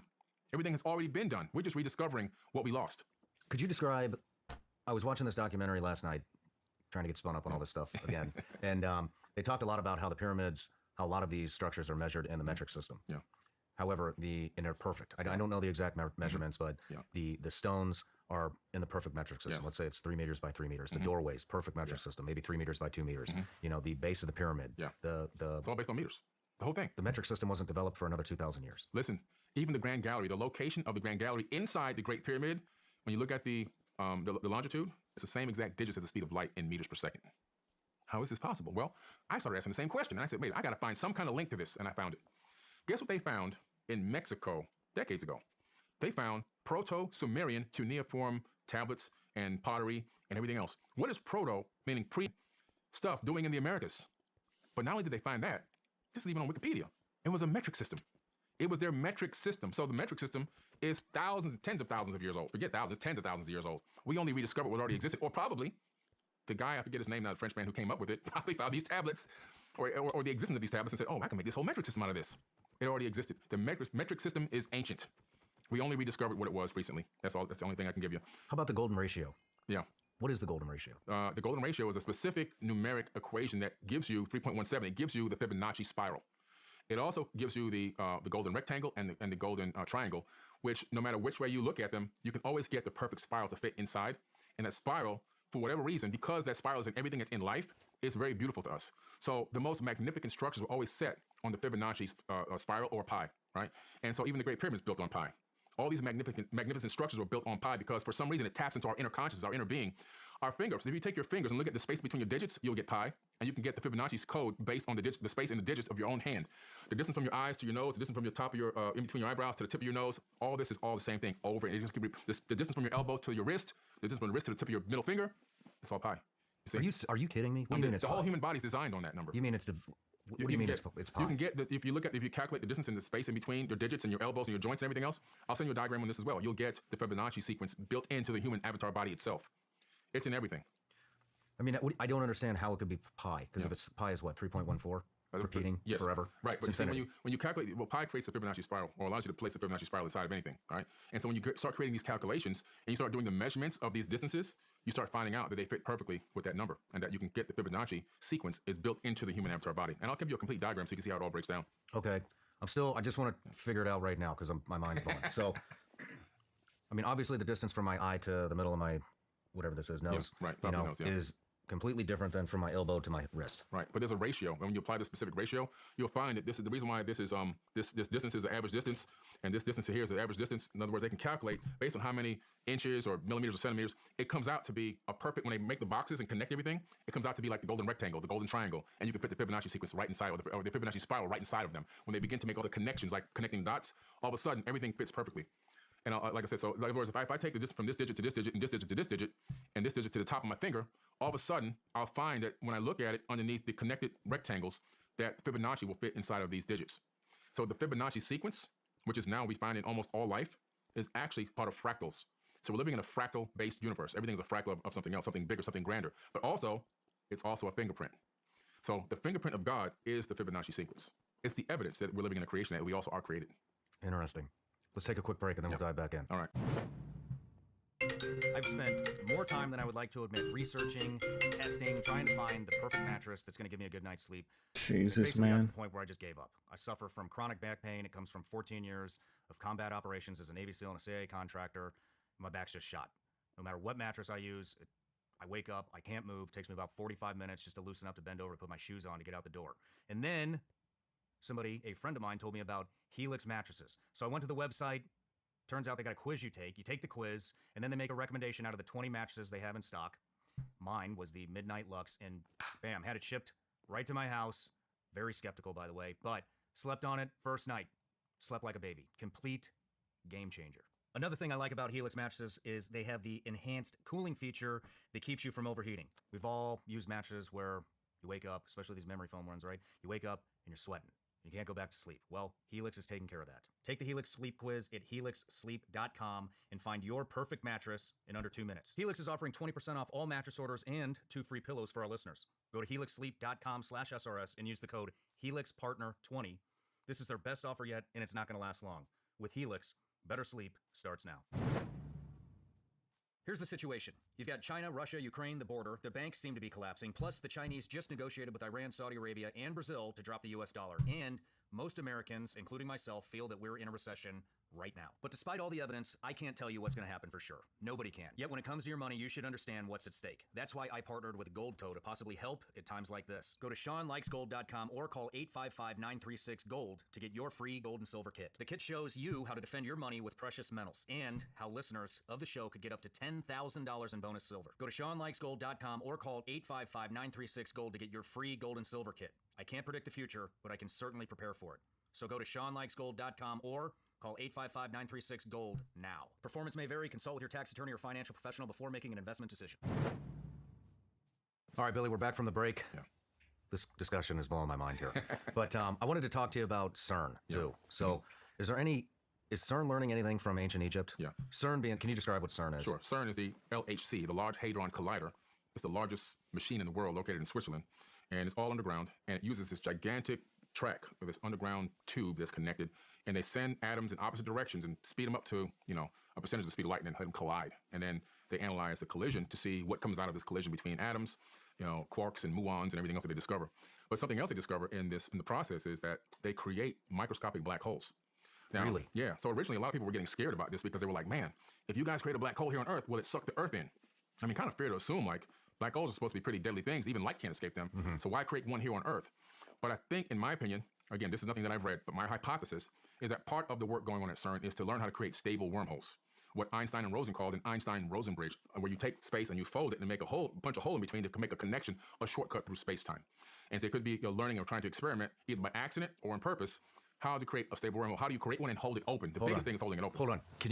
Let's backtrack. Yeah. I'm slow. So, I don't have a degree in astrophysics, and I don't have anything from MIT or Harvard. So you're talking about you're folding space and creating a hole through it. So I'm envisioning. Yeah. You take a piece of paper. Dr. Greer kind of showed me this. Yeah, you just bend it like this. Bend it like this. And if you had a pencil, you could poke a hole right through. So you can go from point A to point B. Instead of traveling over the length of that sheet of paper to get from point A to point B, you now just arrive at point B almost instantaneously.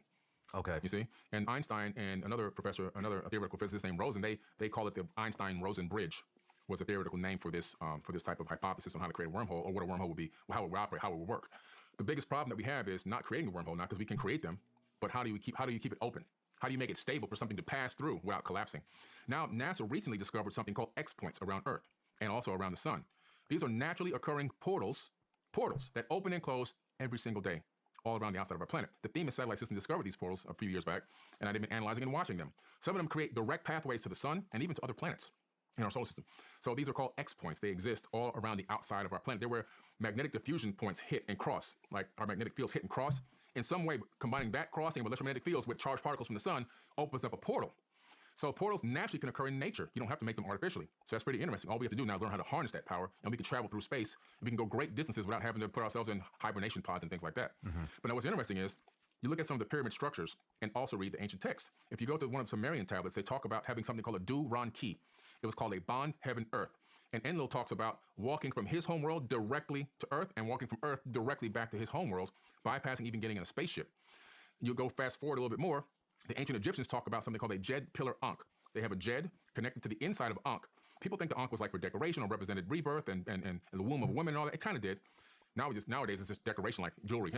But it also represented something more technological in the ancient times. When you go to the super ancient text, you discover that Ankh and that Jed were a oscillator that would resonate to the atomic frequency of the owner. That was the code programmed into the actual Ankh. The actual portal that they would walk through to travel wherever they were going, it would only let you walk through it if your frequency was programmed into the portal. That was your key.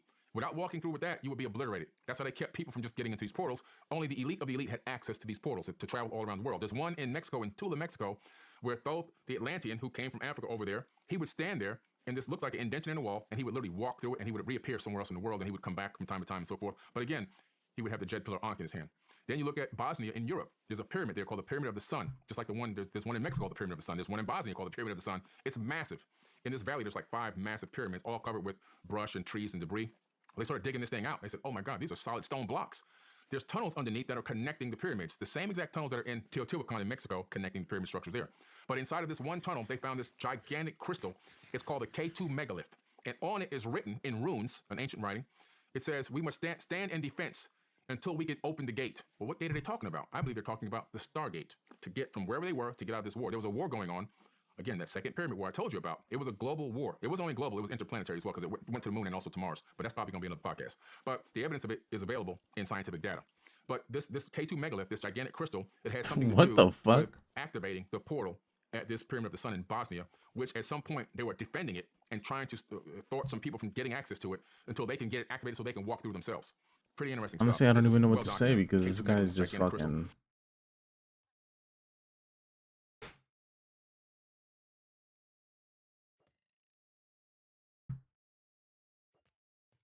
So CERN, in my opinion, is researching and learning about technologies that already existed. Again, we're just rediscovering everything. When you go to CERN, right outside the front door is this gigantic picture of this Indian god that is standing inside of a portal, walking through.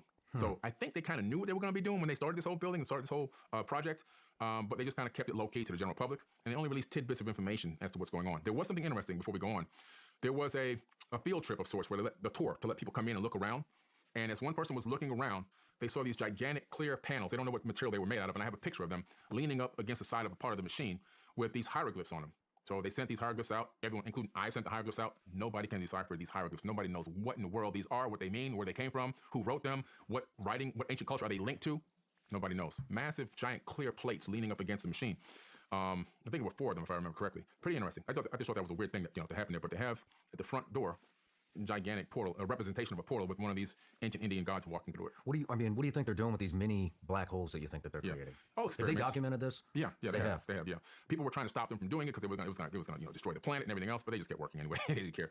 But they are just, in my opinion, learning about these creation of portals, learning how to create stable wormholes, just like all experimenting, just trying to figure out what type of energy can we inject into one of these holes that will stabilize it, maybe even expand it.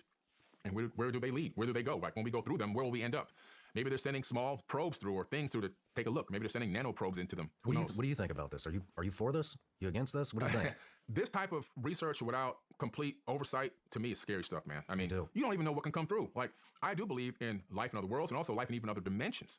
We know that based on theoretical physicists like Michio Kaku and many other well-respected physicists that we're living in a universe based on 11 dimensions. They theorized based on the mathematics that without 11 dimensions, this universe would collapse.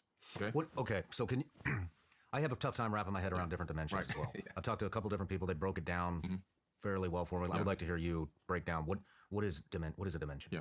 Well, dimension is a realm that exists at a different frequency. So right now we're in the third dimension. We only can control the first and the second. All right. The first dimension is a line. The second dimension is connected lines. And because we're in the third dimension, we're like the God over the second and the first. We can control and manipulate those dimensions from the outside. If people were living in those dimensions, like one-dimensional people or two-dimensional people, they would be at complete awe of what our capabilities were because they first of all, they wouldn't be able to see us as a third-dimensional being. All they would see is the manipulation of their environment. They would wonder what's going on. All right, so that's kind of power we would have.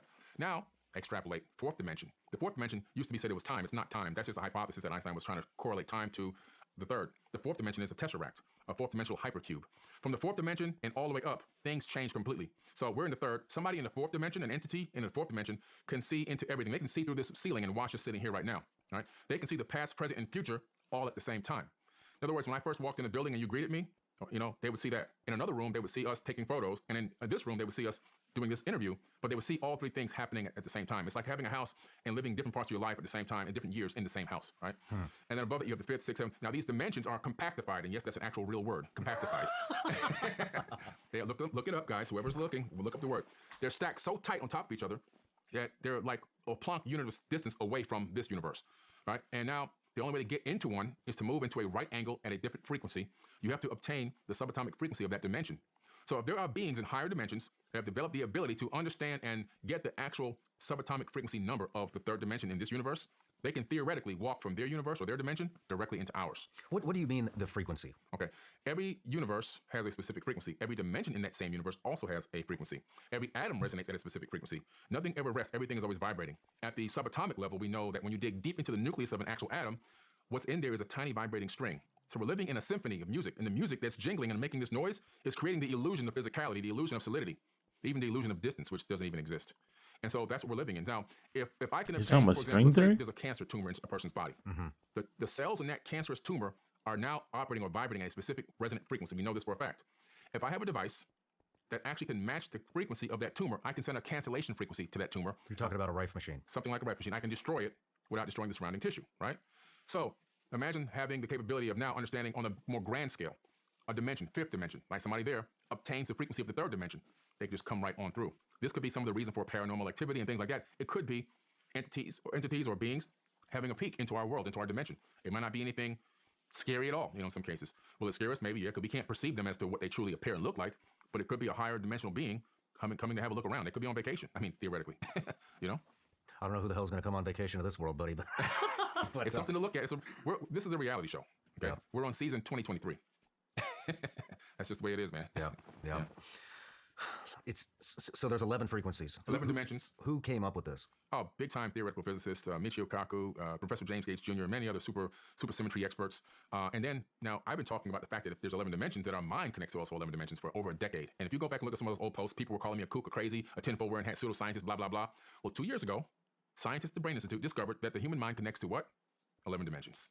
So now, my theory was accurate, science has proved it, and theoretical physicists say that there are 11 dimensions. So our minds, our consciousness is multidimensional.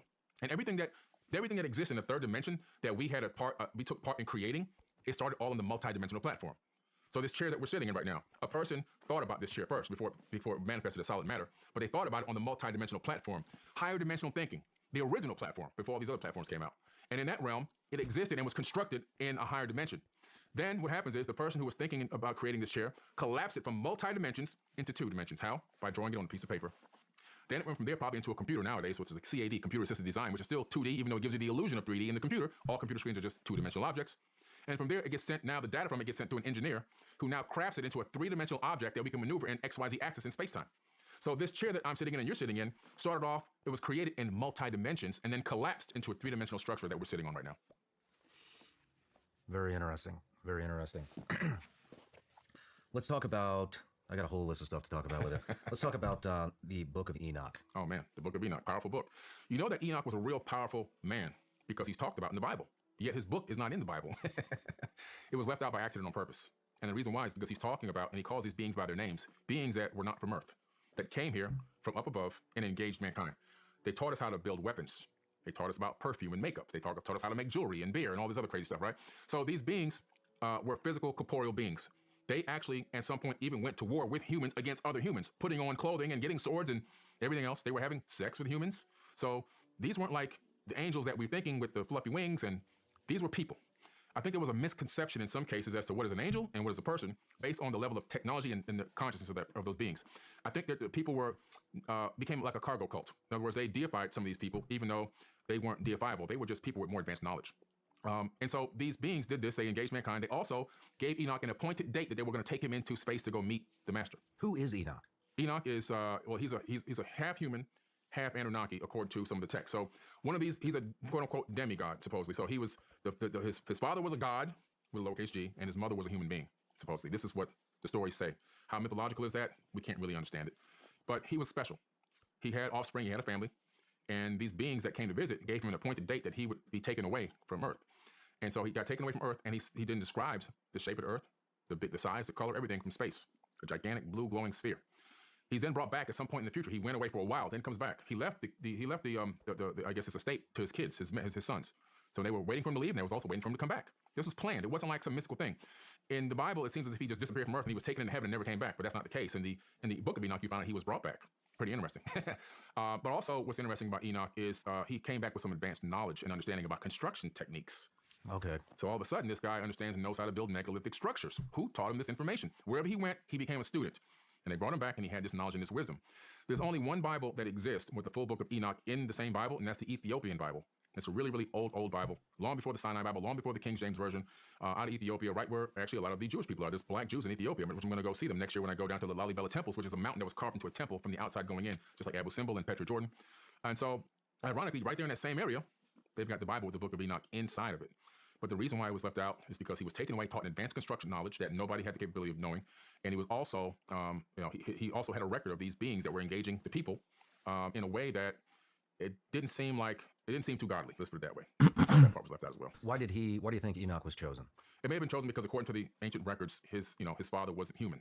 In other words, he was half Anunnaki or Atlantean in some way. Just like Ziusudra, aka Noah, was also half Anunnaki or Atlantean. In the Epic of Gilgamesh, same scenario. I believe it was Enki that was his father. And when Noah was born, or Ziusudra was his real name, when he was born, he didn't look like his brothers and sisters or his family members. His hair was different, his eyes were different color, his skin was a different color, and everything else. So it's pretty interesting. And so again, he was spared. And when he got spared in the ancient Sumerian tablets, Enki and Enlil, they had a big fight because Enlil wanted the people to be wiped out, and Enki saved enough people that they can survive and re-kickstart civilization. I want to move into some of the other ancient ruins. Yeah. Easter Island. Oh man, Easter Island. Easter Island really catches my attention. In fact, I looked at getting there. It seems like it's hard. It's not easy. There's not very many flights going in and out of there at all. I've been trying to go to Easter Island for the last 10 years. You can't get in? Not only cannot get in, nobody's going to get in now because they just went there. Somebody went there and lit that place on fire. Yes, what? They burned down the majority of the Moai heads. They put some type of a chemical on the Moais and lit that on fire, which melted solid stone. When did this happen? That happened in October of 2022. But somebody went there and ruined it. Yeah. First of all, it's interesting. How do you get that much fuel, first of all, on the island? It's hard to get there. How do you get the fuel there? And whatever was added to this fuel, or whatever type of fuel it was, I mean, who had the approval to bring that kind of chemical through international waters onto that island to then have the time to put it on top of the stone and then to actually light them all on fire? There's no trees on Easter Island. There's nothing to keep the flames going. So somebody manually had to go and burn all these heads. So now with that being destroyed, and my biggest dream was to go there because those bodies, their heads are just the top of the body. There's full bodies underneath the ground that go down for meters, and their hands are holding weapons in some cases. They have technology in their hands. They're kind of etched into the side of the bodies, but these things are super megalithic. And the reason why the heads are above the ground is because there was obviously a global flood, and that's a mud flow that covered these things up. That's why some of them are tilted over and falling over in different angles. That's the mud flow of the water coming off the ocean and then running across the land, and the mud piling up on top of these things. That's why the bodies are completely covered in dirt and soil. But yeah, incredible place. The heads are pointed at different star systems. There's similar heads like you can find in South America. Really? Yeah, similar with the body still attached. So again, linking the cultures, showing that there's this link, that there wasn't just isolated civilizations, that this was at one point a global civilization. And these Moai heads and their bodies are very similar to the Toltecs in Mexico. If you go to Tula, Mexico, and climb to the top of the Kukulkan house, which is like a half pyramid, at the top there's gigantic Toltecs, which resemble the bodies of these Moais in Easter Island. And so it's an incredible place. In my opinion, more evidence of an ancient astronaut theory that existed and remnants of an ancient civilization that we'll probably never know about. And now with the fires destroying everything, who knows? I had no idea that fires destroyed those. Yeah. You think that was done on purpose? Oh, yeah, for sure. I mean, to destroy the evidence. Too many people want to figure out like the bodies and everything. Too many good ideas started coming up showing the evidence of the mud flow that covered the bodies and everything else. And the technology that was in their hands, analyzing and trying to really understand what is it and how it linked to other cultures around the world. And now, again, somebody else at a very high level wiped out more history. Let's move into Stonehenge. Mm-hmm. Yeah. What is that? Stonehenge is a gigantic place that allows you to do star alignments and also harness frequencies. Stonehenge may have been also a portal generator. There's been accounts, I've been on different TV shows on like Discovery Channel and Science Channel talking about Stonehenge, where there's been accounts where people disappeared, all right? A weird lightning storm comes out of nowhere, and this is back before they put up the gates and the fences and all that, and all of a sudden people just scream and then disappear from the center of the circle. And so it may be some type of a portal generator, maybe it harness some type of energy or magnetic field of the earth and open up a portal. It could be an ancient communication device. It might have been multifunctional, just like the Great Pyramid at Giza. It could be a multifunctional device, star alignments, communication, and portal generation as well. Is it aligned with anything? Is it positioned in any certain particular way, like the pyramids? Yep, all star alignments. It aligns with specific stars and solstices that happen around the planet. The summer solstice, the winter solstice, all those alignments can be found right there at Stonehenge. And it's also rumored to have been built by who? So the Atlantean priest king from the Emerald Tablets. When you say aligned to certain star systems, what do you mean? So if you look at the stones in a specific way, there's like sometimes there's little keyholes on them and things like that. The sun will shine directly through those little tiny keyholes that are carved out of the stone. It'll shine directly into maybe to the center of the circle.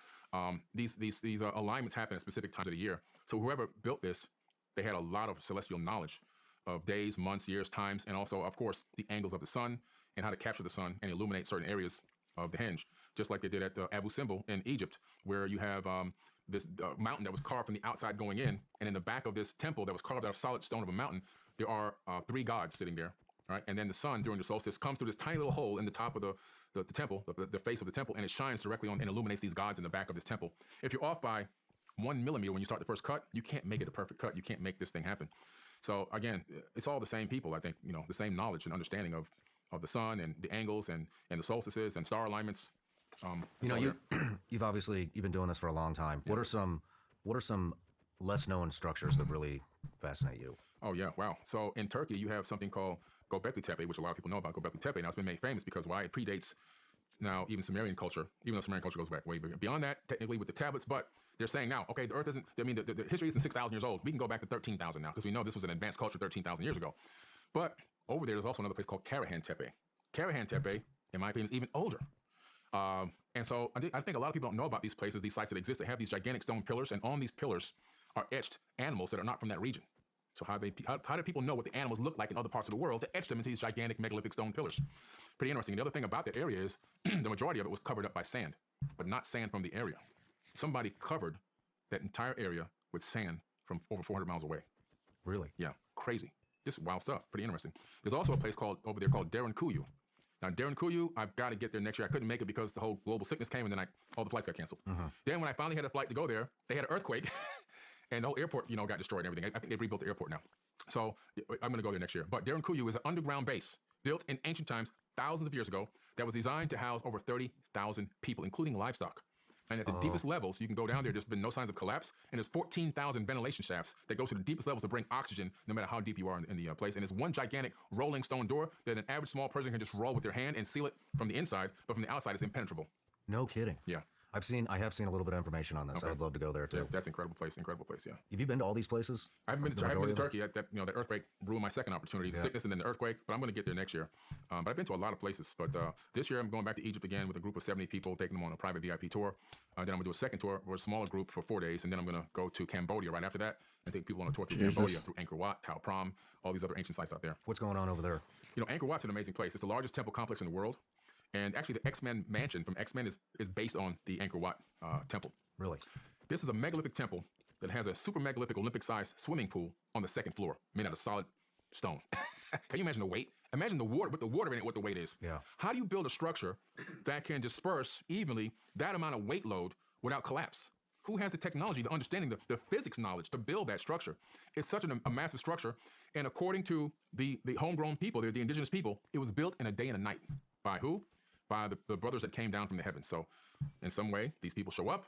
What type of technology they used, nobody knows, but they built this according to them in a day and a night. And it's weird how the actual structure looks like it was poured into place. It looks like molten rock. It's an incredible temple. If you ever get a chance to go to Angkor Wat, I highly, highly recommend it. And then at Khao Pram, I love taking people there because it's an ancient temple, thousands of years old, but in the actual relief of the building, there's carvings in stone. One of them is a stegosaurus. What's that doing there?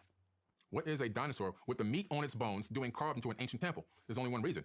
They knew what a dinosaur looked like because obviously at some point we walked amongst dinosaurs. So that's in there. That's in there. Yeah. Yeah. So, and just so many other incredible discoveries. It's What a real the incredible fuck? place. I highly recommend, Cambodia. There's a river called the River of 1,000 Lingas with these carved structures underneath the flowing water, all the way down the river out of solid stone. How in the world do you carve solid stone structures underneath a flowing river? I mean, it's mind-boggling stuff. It's just, it's mind-boggling. It's that Kulin Mountain. So we'll hike up Kulin Mountain. We'll see the 1,000 Linga River, and then we'll go swimming at the waterfall with the monks. It's going to be an incredible trip. So just incredible stuff. There's places that people, out there you never think existed, but they're out there. I can't wait to go to. I got a kid, Yeah. and I got another one on the way. They're one of the is 2. Yeah. Getting ready to be 2, and when they're a little bit older, I'm definitely Yeah. I'm gonna go on some of these excursions with you. You got to do it, man. I'm taking my stepson Gabriel with me to Egypt. He'll be there for the second part of the trip, the 4-day tour. I know he can handle 4 days. He's 10, but he'll love climbing inside the pyramids. I'm going to take him all inside the shafts, places where nobody's allowed to go. Miles and miles of inner shafts of the bent pyramid that people, nobody ever spends an hour or two inside of there, but we can. And I'll take them all the way to the top of the pyramid from the inside. You get access to all this stuff. Yeah, I have VIP access to all this stuff. The Sphinx, I'll take you underneath the Sphinx. Nobody can even touch the Sphinx. Everybody has to go on a ramp on the side about 100 yards away. I'll take you right in between the Sphinx's paw, let you touch the Dreamstone and take a photo with you right there. Oh man, Yeah, that would be amazing. yeah. So I want to get into Antarctica. Mm-hmm. Oh, yeah. It really sparked my interest. I had when we met at Dr. Greer's conference, with Eric Hecker. Yeah. He talked about how Raytheon has a facility down there. I'd had people email in about this guy Admiral Byrd, who was a famous explorer, World War II. Yep. World War II admiral. Yeah. And had done a lot of exploring down there. And then, the more I dig into this, it's just Yeah, that's a wild story. it is. We got in 1954, Admiral Byrd quoted, "Antarctica in the future would become the most important place in the world for science." Rockefeller was a big patron of Byrd's expeditions to the North Pole shit. and the South Pole. Why do you think Admiral Byrd and the Rockefellers were so much more interested in Antarctica, the South Pole, rather than the North Pole, having been to both? Well, he had been to both. He had been to the North Pole in the 1920s, and he had seen that. But there is a situation that began to happen during World War II, where they discovered that the Nazis went down to Antarctica and built a base down there, New Schwabenland. And they were like, wait a minute, why in the world would they go to this desolate place? What's down there that they would want to go and go through the harsh weather and risk everything, risk even their lives to be down there and build a base? So he decided to fly down there. Now, there's an incredible story that was in Admiral Byrd's diary that was found by his kids, where he said he flew into an area that opened up at Antarctica, and he went into an area that was lush and tropical almost.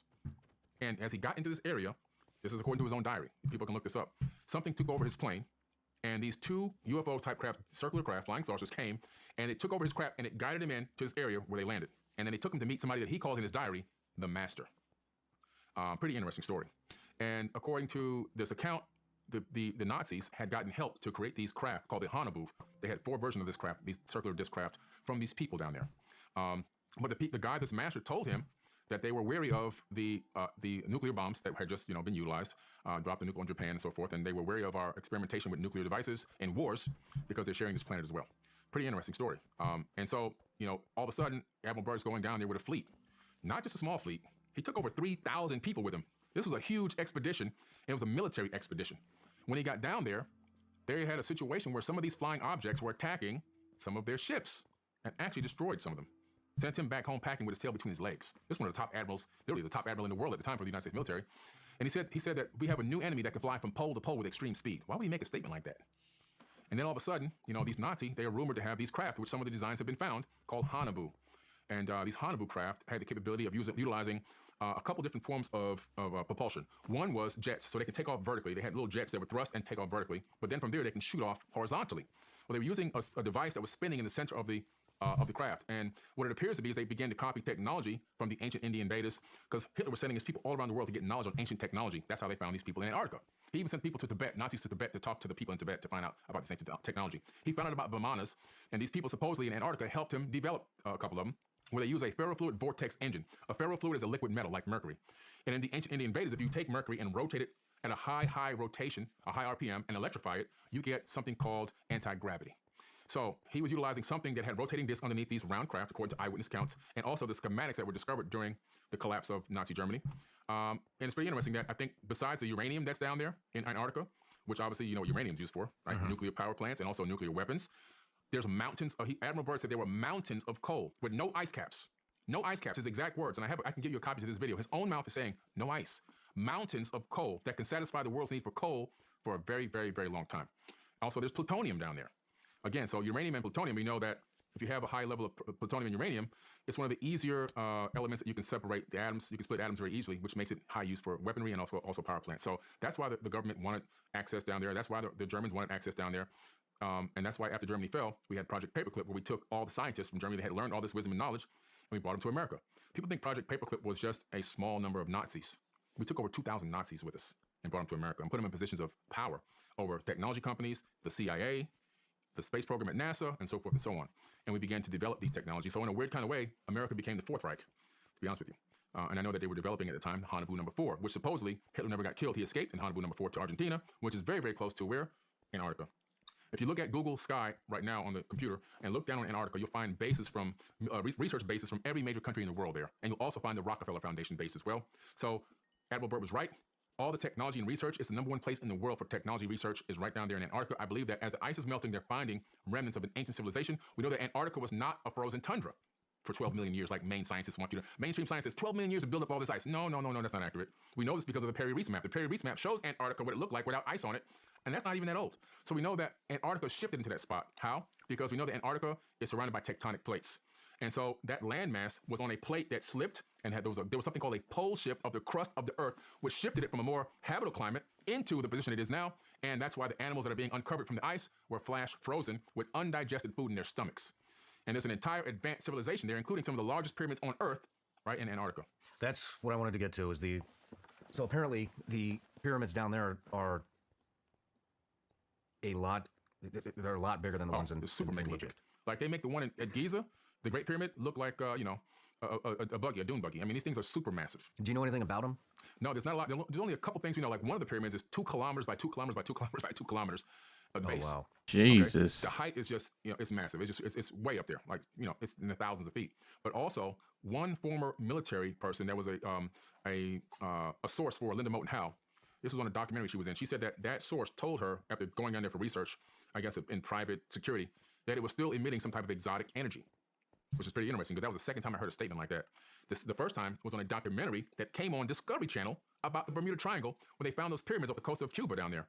Right, which is clearly scanned. Everybody knows that they exist. But this guy was taking he would get off the boat and take like a dinghy out to float to the center area. And he said the same thing. Some type of exotic energy was draining his batteries on his cameras. He had to try 3 times to get this thing recorded properly. He said exotic energy. And what's interesting is if you take a perfect line and draw it from the tip of the Bermuda Triangle, the center of the Bermuda Triangle, straight through the earth, you come out at the Yonaguni Pyramid at the Dragon's Triangle in Japan, which is also rumored to have disappearances and exotic energy and all this other crazy stuff. So in some way, these pyramid structures around the world are all linked with potentially portals of some type or energetic portals. Interesting. Just some facts about Antarctica. It's 5 million square miles. 99% of it is covered with ice. It's the highest, driest, and coldest continent on Earth. Record negative 130 degrees Fahrenheit. It's the fifth largest continent, twice the size of Australia. 70% of the planet's fresh water comes from Antarctica. There are rivers and lakes underneath the ice. Mm-hmm. The difference between the North and South Pole, the North Pole ice, the North Pole is ice over water, and it's 10,000 feet deep into the ocean. The South Pole is ice over land, and is 10,000 feet high. That's the center of the plateau. Yeah. And then goes on to talk about the pyramid structures. Yeah. We also signed a treaty, the Antarctica Treaty. Do you know about this? Yeah, that treaty was to allow peaceful collaboration of research and science down there, no war zone. You can actually go down there. There's a guy who's got a new show on my TV network his name is Brad Olson. It's called The Secrets of Antarctica. He went down there, and so we're documenting the whole thing. He went down there, he pulled up on the research facilities. He had to get approval to come on land. They wouldn't let him inside of the facilities, but he did get a chance to go down there. So people who say it's impenetrable and no human being no civilian can get there, that's actually not true. You actually can. It's very expensive and it's very taxing on the body, but you can get down there. And so it's pretty interesting. So that'll be coming out soon, but there's an opening next to these research facilities. And this is why I believe they made this treaty, this sharing of information treaty or whatever. There's a 30-meter wide opening there. You can see it on the Google Sky thing. And what's interesting, on Google Earth, I'm sorry. And when you look at it, like what's in there? Now, why are they over here? And why are they so close to this gigantic opening? What's in there? And I think the answer is whatever Admiral Byrd came across, or whatever they're coming across, I think it's linked. I think there's a remnant of an ancient civilization in there that possibly is still there. And they're in communication with them, in my opinion. Another thing that backs this up, I took a remote viewing course with Major Ed Dames, Project Stargate, former CIA, United States. And his project was for remote viewing. So I took a course with him several years. He was my actual teacher, my direct teacher. It wasn't like I was under some other people that worked with him. No, he was my direct teacher. There's pictures of me with this man. And he told me that there's beings that have easy and free access to come and go as they please from Antarctica. At one of these classes. Class was over. It was like a 10-hour class. We were just sitting around talking, having a casual conversation. He told me a few other things, but that was one of the things that kind of stood out. And he says they come and go as they please because nobody can stop them. Very interesting. Yeah.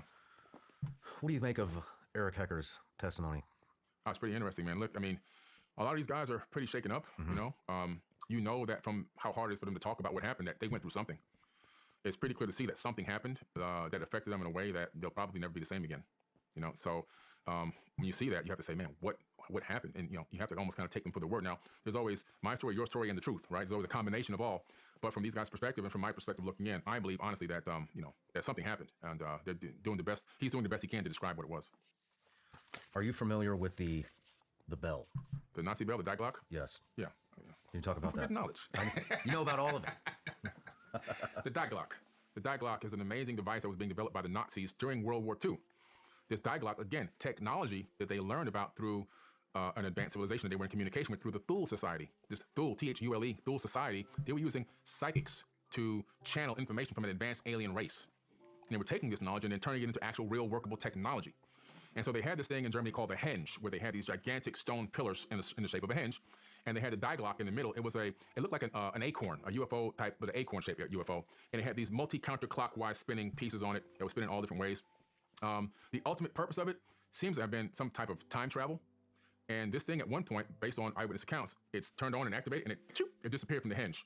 It was seen like, I forget how many decades later. I think it crashed somewhere in Virginia or something, according to these accounts. I got to look that up to make sure I'm not making a mistake there. But it reappeared later, and it crashed somewhere, I believe, in the Americas.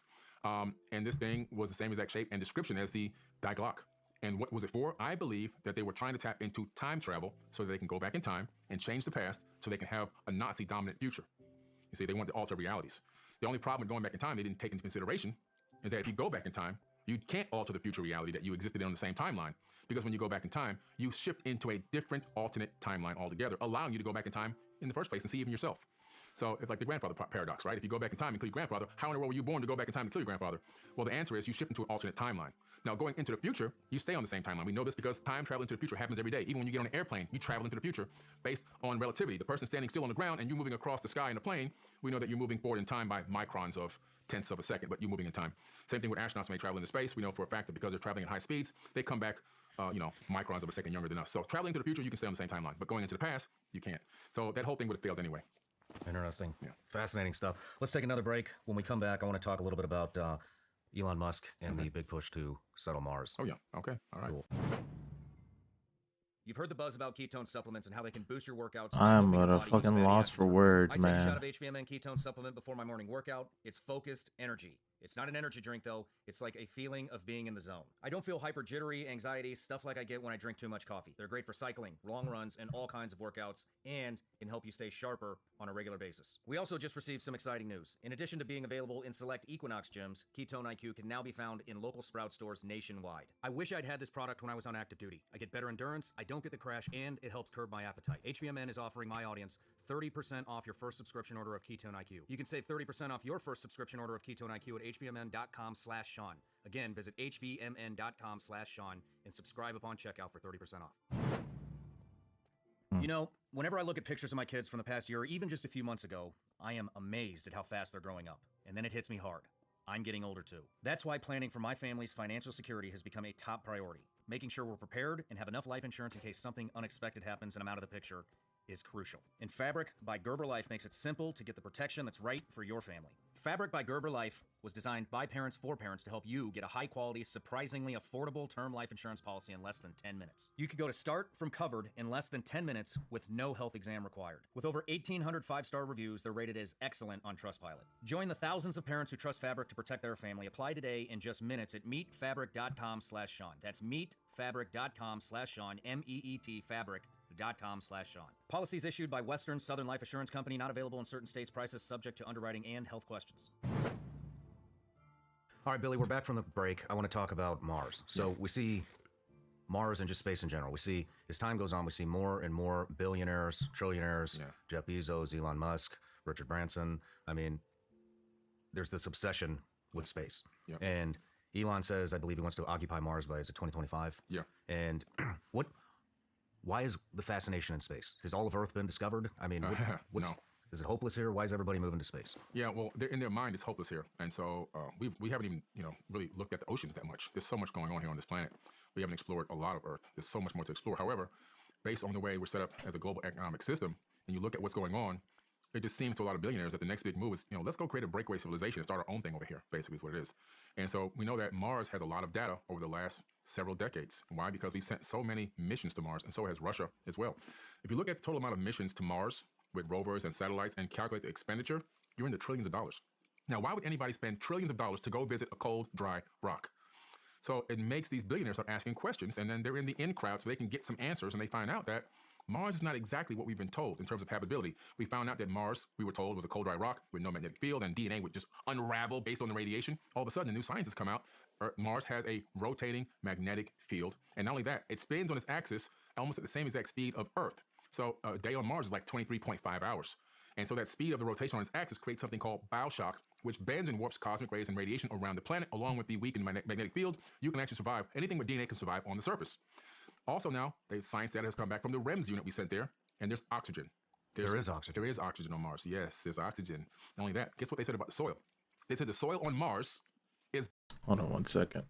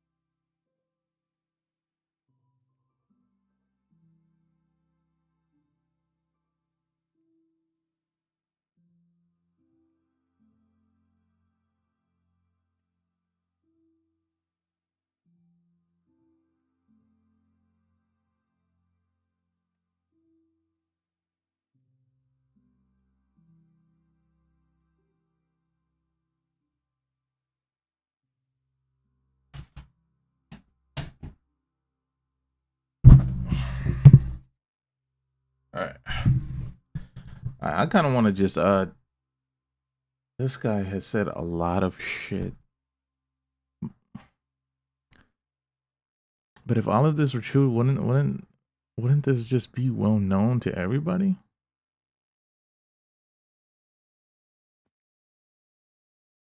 What do people think about this? Oh, they've been following him for years.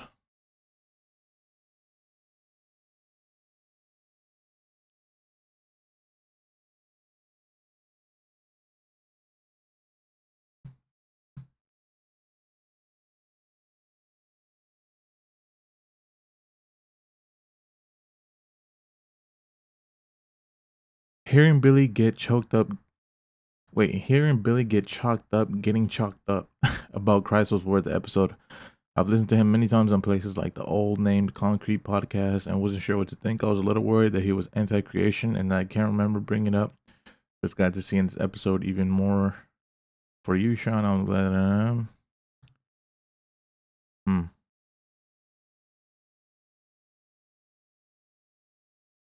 It's better for growing crops than the soil on Earth. Are you serious? I'm dead serious. How would they know this? Oh, wait. Right? PEMS unit we sent there, and there's oxygen. There is oxygen. There is oxygen on Mars. Yes, there's oxygen. Not only that, guess what they said about the soil? They said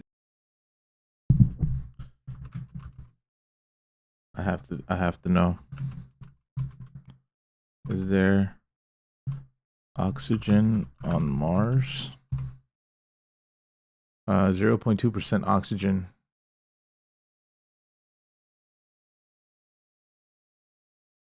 .2. How much oxygen is in the air? 21%. Earth's atmosphere is composed of about 78% nitrogen, 21% oxygen, 0.9% argon, and 0.1% of other gases. Can humans survive in 35%? Yeah, I'm pretty sure too much oxygen is you like oxygen poisoning or something like that. Breathing in the atmosphere of pure oxygen would damage the delicate tissues and blood vessels in our veins, so it's a good thing that most of our atmosphere is nitrogen. Bacteria convert nitrogen gas into a dissolved form of nitrogen that plants can take up through their roots.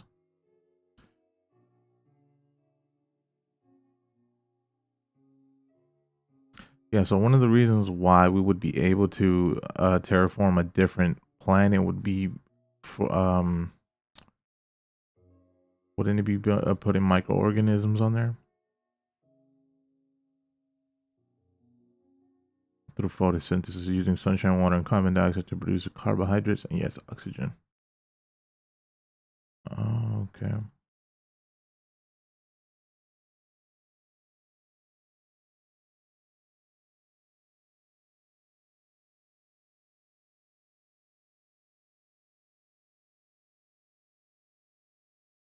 Is there oxygen on the moon? Oxygen is in fact the most abundant element, making up almost on the moon. The proportion is somewhat lower, but not much. More than 40% of the lunar crust is composed of oxygen. More than 40% of the lunar crust is composed of oxygen. Wow.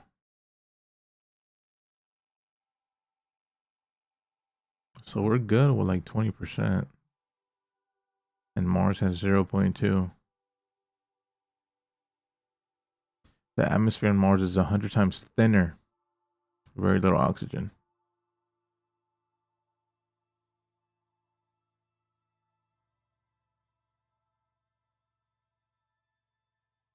Carbon dioxide makes up most of it. So yeah, you'd be able to put a bunch of plants and stuff. Theoretically, you'd be able to put like a bunch of plants on Mars and like some microorganisms, and you'll be able to make air.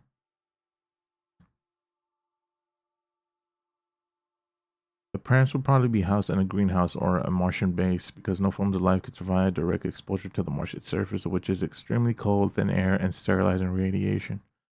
The radiation, I guess, is because of the thin layer, the atmosphere. There are no other planets or moons that we know of that humans can breathe unassisted. Venus has 92 times the pressure of Earth, unbreathable carbon dioxide, and traces of sulfuric acid. Venus is way too close to the fucking sun for us to even think about that. How did NASA make oxygen? They made an oxygen. The experiment kicked off more than 2 years ago, a few months after the rover landed on Mars. Since then, Moxie has generated 122 grams of oxygen, equal to what a small dog breathes in 10 hours. According to NASA, the instrument works by converting some of the Mars's plentiful carbon dioxide into oxygen. Okay.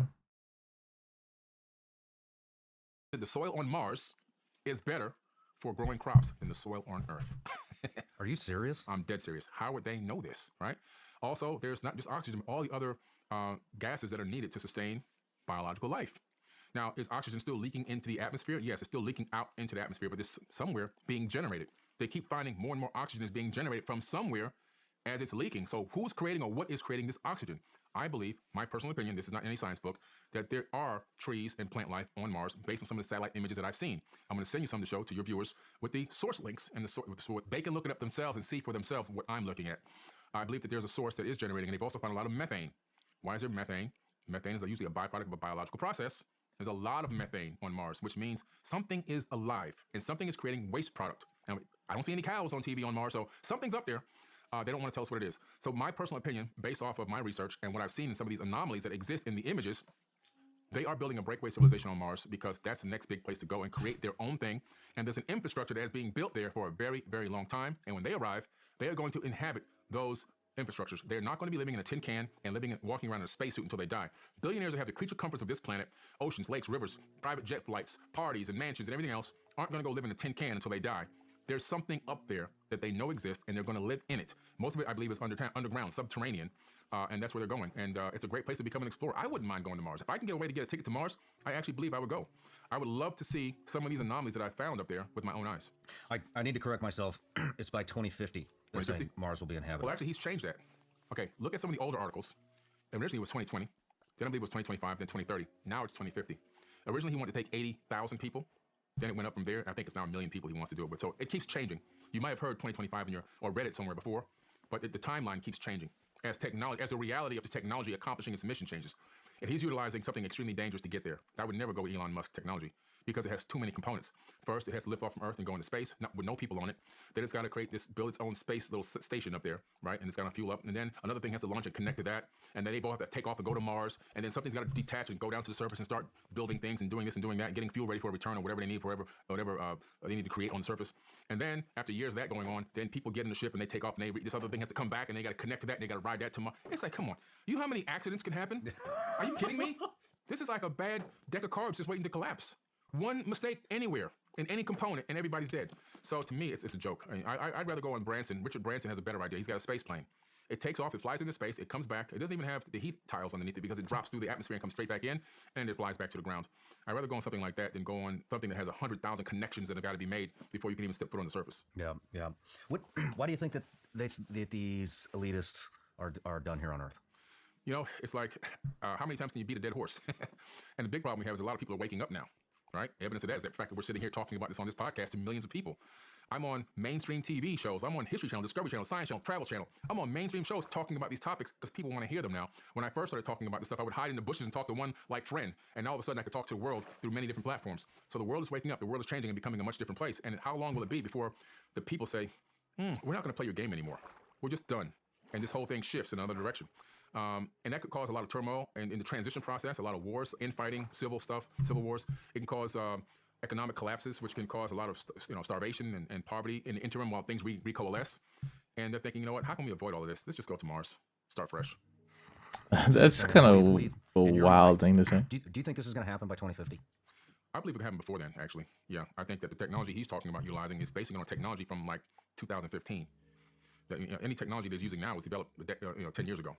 And so by 2050, you're talking about technology that he probably had developed maybe in 2038 or something like that. So I think it'll happen a lot sooner than that. And I have a lot of, I'm an optimist. I have optimistic mentality. I believe that I have a lot of optimism in humanity that we are going to come through this time in our short lifespan on this planet through what we're doing to each other the divide and conquer tactics, the separation, the division. We're going to see through all this illusion that's been put on us and programmed into our bodies. I think eventually we're going to rise up and take back control of this planet, reform this global economic system into something that's positive, that works. And I believe we're going to start heading back towards a golden age again.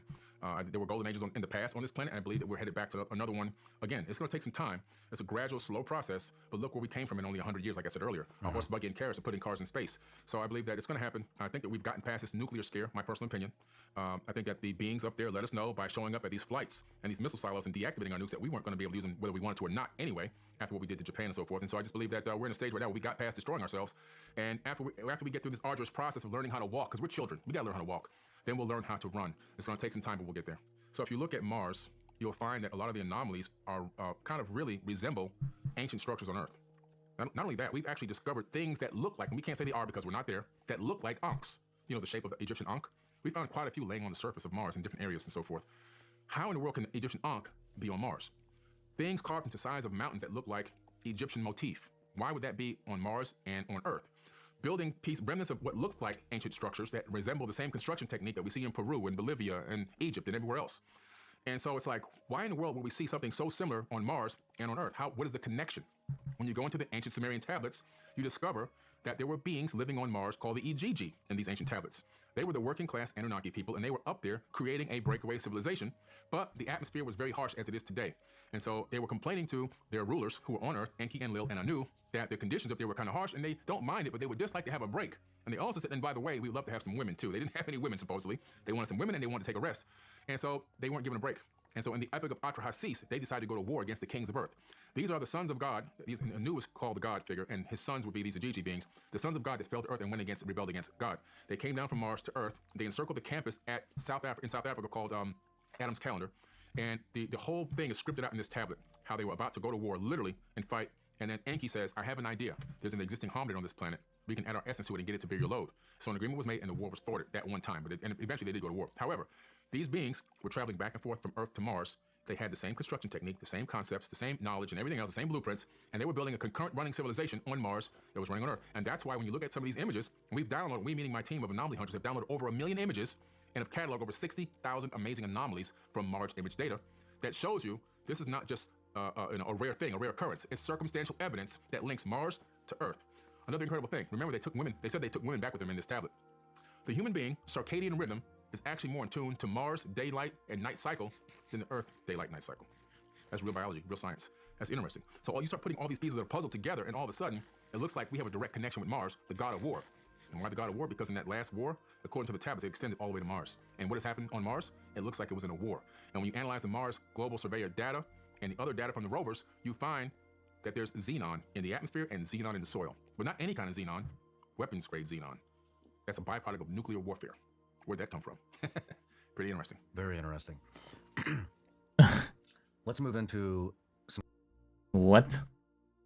Rovers, you find that there's xenon in the atmosphere and xenon in the soil. But not any kind of xenon, weapons-grade xenon. That's a byproduct of nuclear warfare. Where'd that come from? Pretty interesting. Very interesting. I like how you just said that and starts laughing.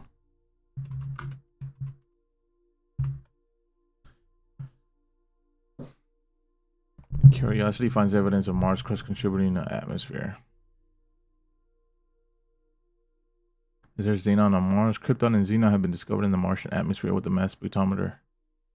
What is xenon?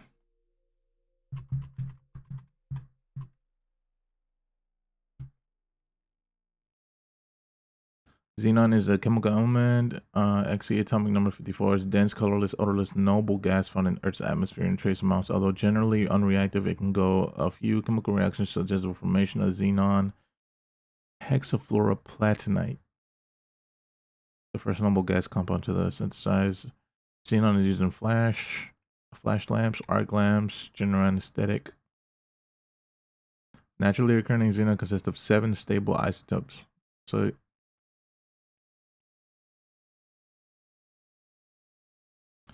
having extremely rare gas of group 18 on the periodic table, it was first noble gas found to form true chemical compounds more than 4.5 times heavier in the air. Xenon is colorless, odorless, and tasteless. Is xenon an explosive? Many compounds of xenon are created principally with a fluorine or oxygen, both oxides very explosive.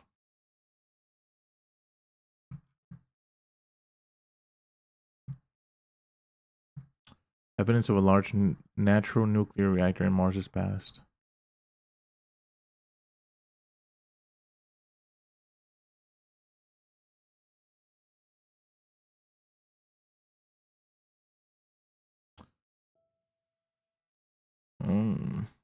Is there any other way to explain that?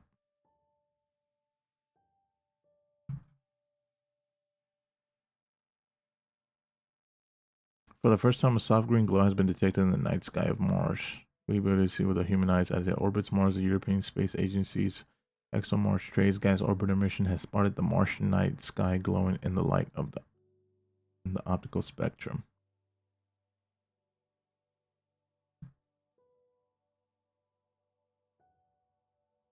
Interesting. Let's move into some consciousness stuff. Okay. So I would like to talk about quantum entanglement and consciousness and how they blend together. Yeah, beautiful.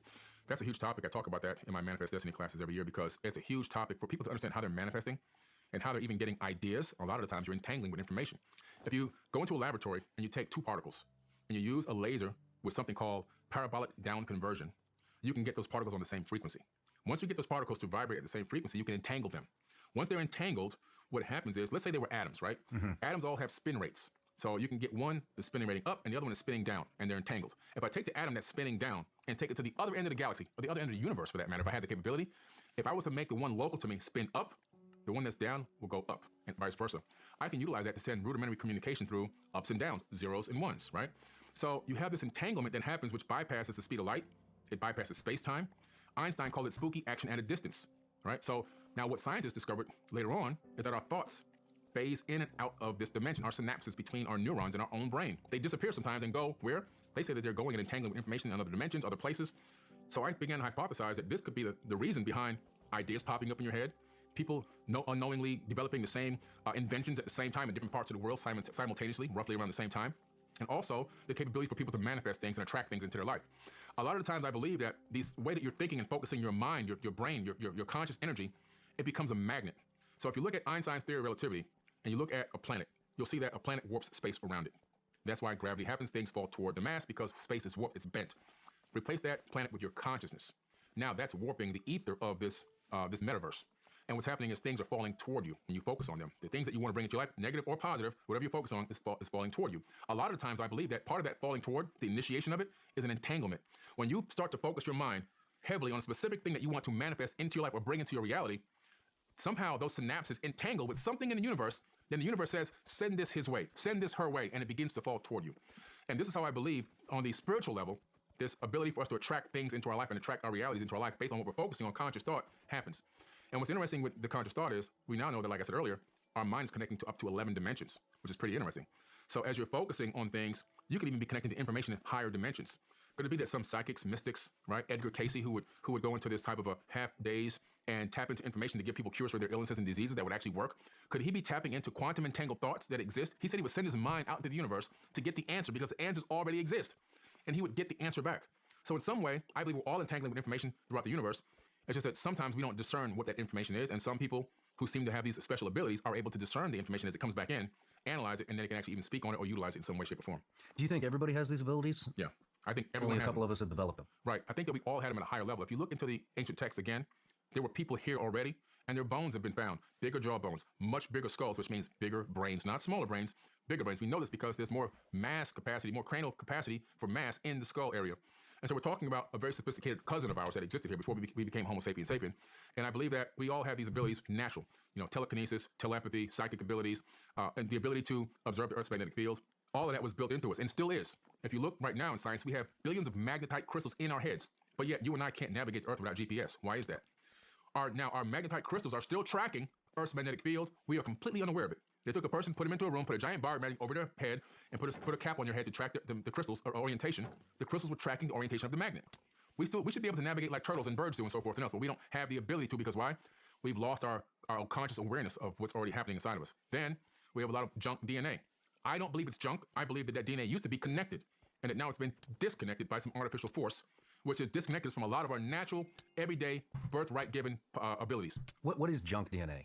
What scientists say is junk DNA is just extra DNA that they have no idea what it's for. It's just kind of laying around, but it's not used for anything whatsoever. It just happens to just be in the body, but it's totally useless, not plugged into anything. Okay. But in my opinion, it's supposed to be plugged into something. It's supposed to be connected. It's supposed to be active. And, we know that DNA is a storage medium of information. A scientist named George Church took his ebook, which was, I forget how many pages it was, a few hundred pages, even multimedia stuff in the book. He then transmitted that book from a computer onto DNA. And then he was able to transmit it back from the DNA back up to the server again into the book. He replicated and then 80 billion times the book. He replicated on his computer 80 billion times and then put it on the DNA and it fit in one drop. 1 gram of DNA can hold over 433 petabytes of data. So they said, wait a minute, this is crazy. So Microsoft started experimenting with this too. So they were able to take data, zeros and ones, convert it into A's, C's, T's, and G's, which is what read-write is on our DNA, and then put the data in a volume on DNA, and then take the data from the DNA and move it back from A's, C's, T's, and G's into zeros and ones and put it back on another computer. So now they have made a working DNA hard drive, which now you can store immense amount of information. They estimate that one human body can store 13.5 billion years of data. Wow. And how old is the universe? I have no idea. 13.5 billion years. Everything that exists, everything that's happened since the beginning of time is stored inside of your individual body and mine as well. Whoa. Yeah. I don't even know what to say to that. It's massive. We're a walking universal library. We are the way for the universe to figure out and explore the third dimension and understand what it's like to be and live in the third dimension as every individual living thing. And we're all connected through this quantum entanglement. Every single thing that exists is all connected, still connected. Space is an illusion. Distance is an illusion. Separation is all an illusion. What do you mean it's an illusion? We appear to be sitting in two separate chairs with a space in between us. Mm-hmm. But we're all atoms on an energetic grid that's connected and has always been connected. So the space in between us appears to be a distance, but if you go on the quantum level, you discover that we're both local. We're still in the same position, which is the original position. This entire universe is made up of a complete holography. We're living in a fractal holographic matrix, a matrix of light. And it doesn't take away from there being a creator, because what I'm telling you about is the method used of this to make this creation. The method is a fractal holographic matrix, a matrix of light. Quantum physicists will tell you that a human being exists both as a wave of light and also solid matter. And they've got the first image of a wave converting into solid matter on a special type of camera. This is in physics.org. So in wave particle duality, they discovered that everything in the entire universe exists first as waves of light until a conscious observer interacts with it, and then it collapses. This is hard to wrap your mind around, but imagine this. We're sitting here. Your house, it exists as a wave of potentials, not your house. It's a wave of light. Now, the construction technique of the stacking of those atoms that built your house has a specific resonant frequency, so no matter who looks at it, it always collapses into the same exact shape. But if nobody's looking, it's just a wave of potentials. Until you see it when you bend the corner, it collapses back into a solid structure. This is now well-known, proven science due to the double slit experiment. If you look that up, you'll find out they took a microscopic box, they put a little gun inside that can shoot individual electrons through slits inside the box to hit the back wall. So the two slits here, and they want these particles to hit the back wall to see what was gonna make a digital imprint on the back wall. Well, when they did this, when they looked, it was waves. So they said, wait a minute, how can there be a wave pattern on the back wall? We shot individual single electrons through the slits. There should be dot, dot, dot, dot, dot. I said, we gotta look at this and see what's going on. So they put a camera in the box to see what was happening. When they looked, just looking, all of a sudden the electron said, oh, you're looking at me? Okay, I'm gonna go back to being solid matter now, dot, dot, dot, dot, dot. Took the camera away, waves. Put the camera back, dot, dot, dot, dot, dot. Oh, electrons are conscious. They are aware that they're being observed. And electrons orbit every atom in the universe, which means every atom is conscious. That means you think that you're sitting in a chair that's just made by man. We didn't make this chair. We stacked atoms. We stacked conscious atoms in a format that allowed us to sit on them. Everything is conscious. This chair is conscious.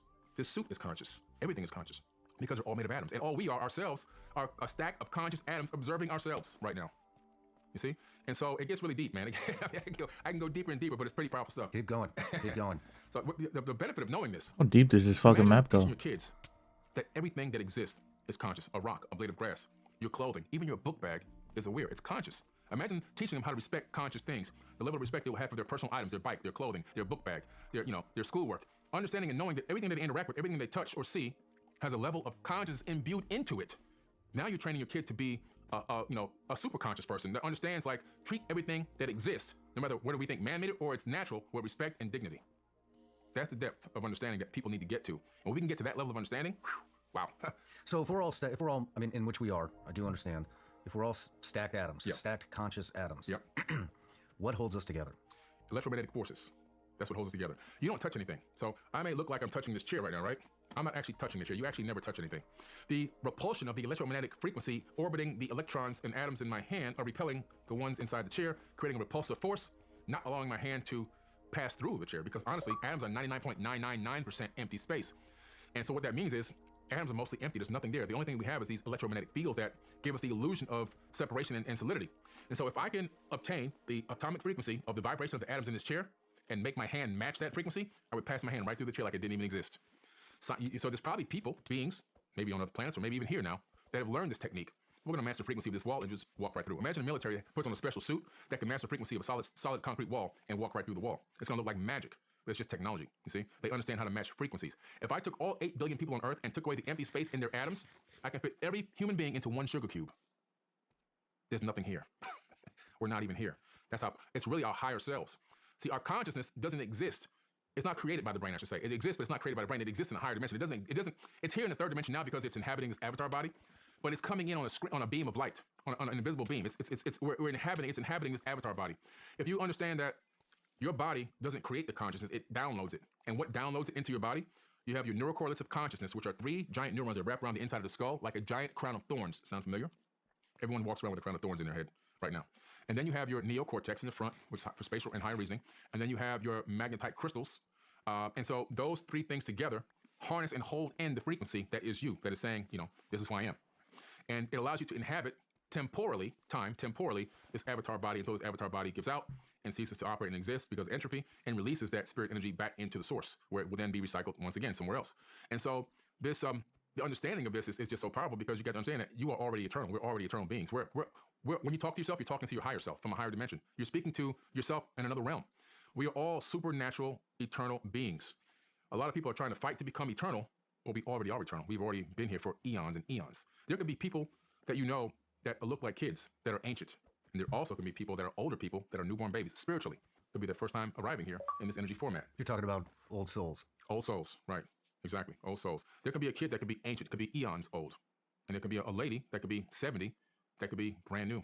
First cycle here, first time operating in this energy, in this spiritual energy, in this dimension. So it's a lot to grasp. I know I threw a lot at you at once, but it's such a huge story. I think it's really amazing. For me, it makes me feel more incredible. I feel like I'm part of something super massive and big.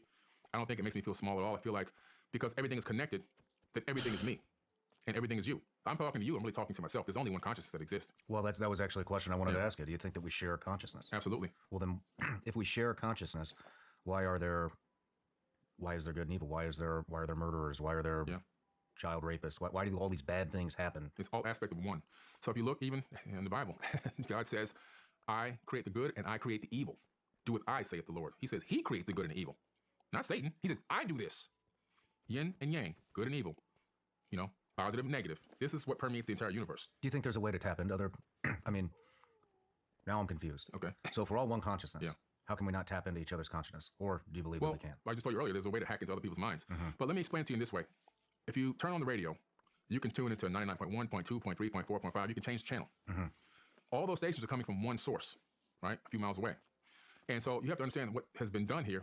Everything we create is a fractal of what's on the largest scale, as above, so below. So what would a radio be universally? Okay, consciousness says, okay, I want to see what it's like to experience life in this third dimension as everything that can possibly exist in every format. So I'm going to transmit out these frequencies. 99.1, Billy Carson. 99.2, you. 99.3, Jane Doe. 99.4, so forth and so on. And so these frequencies are encapsulated in our bodies, but they're coming from one source. A slight variance of the range frequency, a slight dot number off, and you have another experience, you see? And that's what's happening. And so it's a way for the universe to understand and know itself and experience everything from every perspective you can possibly think of. And also, possibly, for the creator to see, will this experiment eventually funnel out or dispense all the darkness and become a universe full of light? Could this be a grand experiment? It's very possible as well. Are you getting into we're living in a simulation? I believe that we're living in a simulation. I don't understand it. I don't understand when people say we're living in a simulation. I have no idea what they're talking about. So if you understand that we're still talking about a creation, right? So we believe, most people believe that we're living in a created universe. I happen to believe so because when I look at the science, the quantum physics proves to me that someone or something created this. This isn't just pop up out of the blue and just, hey, here we are. There's a universe with people in it. So if you look at the quantum physics and what's been done recently in laboratories, scientists were able to do something incredible. They created an 8th dimensional quasi-crystal. Now this 8th dimensional quasi-crystal, it gave them a glimpse into understanding the third dimension. And this is how.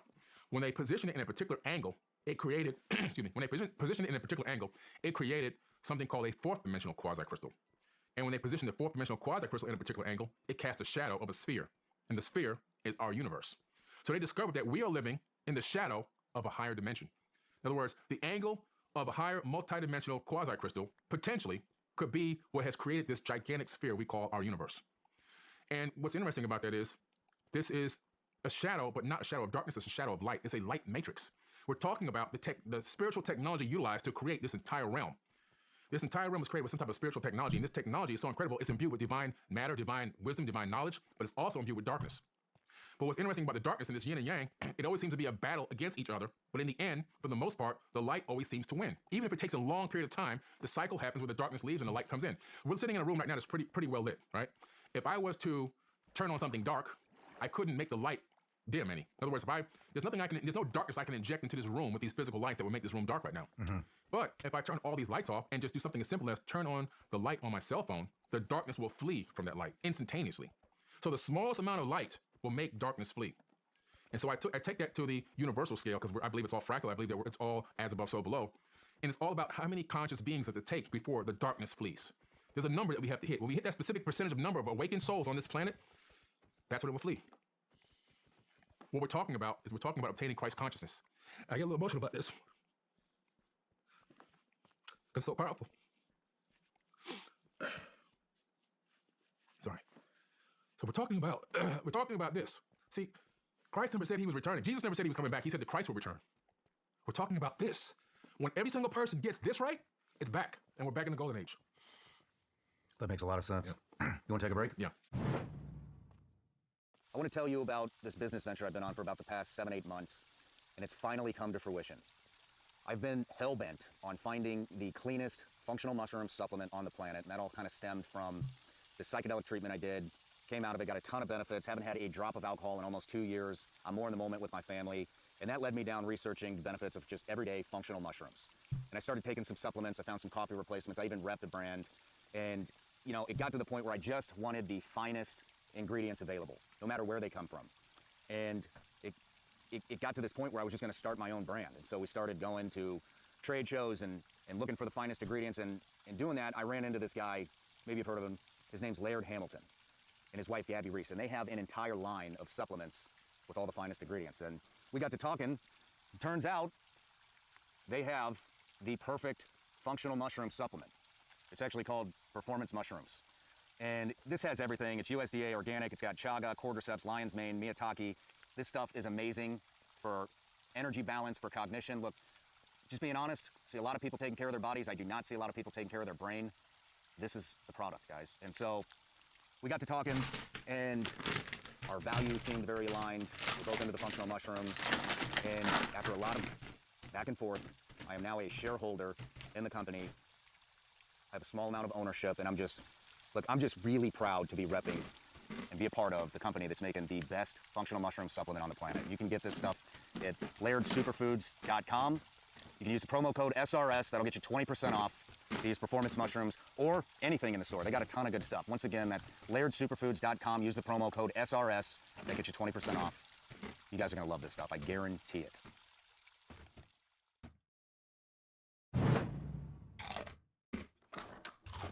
Hey guys, let me tell you about this subscription service that I've been working real hard on called Vigilance Elite Patreon. Basically on Patreon, we have it broken up into 3 different tiers. We got Tier 1, Tier 2, and Tier 3. Let's dive in. Our Tier 1 patrons get all the behind-the-scenes footage of the Sean Ryan Show. That could include behind-the-scenes photos, that could be side conversations that we have in between breaks, that could be specific questions that our patrons give us for the guest on the Sean Ryan Show. And this is probably one of the most interesting podcasts I've ever seen. For our Tier 2 patrons, they get access to our tactical training library, which consists of well over 100 videos. We've broken those videos up into separate categories, and those categories are rifle fundamentals, pistol fundamentals, drills, tactics, driving, gear and weapon setups, and everybody's favorite, mindset. Also in Tier 2, you will get a live update from me on the 1st and the 15th of every month where we talk about the upcoming guests on the Sean Ryan Show, plus all the benefits of Tier 1. Our top tier, which is Tier 3, gets full access to all the other tiers, plus they get full access to me where we do video teleconferencing, VTC, once a month. We discuss anything from tactics to current events to who's coming on the show. I take suggestions, and it's very interactive. No matter what tier you choose, the support is greatly appreciated, and it is the only thing that makes this show drive on. So thank you for all the support. See you on Patreon. All right, Billy, we're back from the break. Okay. We're talking about shared consciousness. Yeah. While we were talking about that, I had a thought pop in my head. Like I said, I've been diving deep into all of this stuff. Yeah. I hear a lot about the multiverse and that they now believe, this is everywhere. I'm not making this shit up. They believe that there are multiple universes out there and they've actually found the edge of our universe. Yeah. Can you talk about that for a little bit? Absolutely. Not only did they find the edge of our universe, but they also found what seems to be a merging part or the beginning part of another universe overlapping slightly. Really? Yeah. You can look this up. This is pretty interesting because now it proves like, wait a minute, there is a multiverse. And so we're not the only one. So what happens at the other side of a black hole? Could it be a white hole? So as energy is being sucked out of one universe, is it going in and creating another universe from scratch? Is that the Big Bang?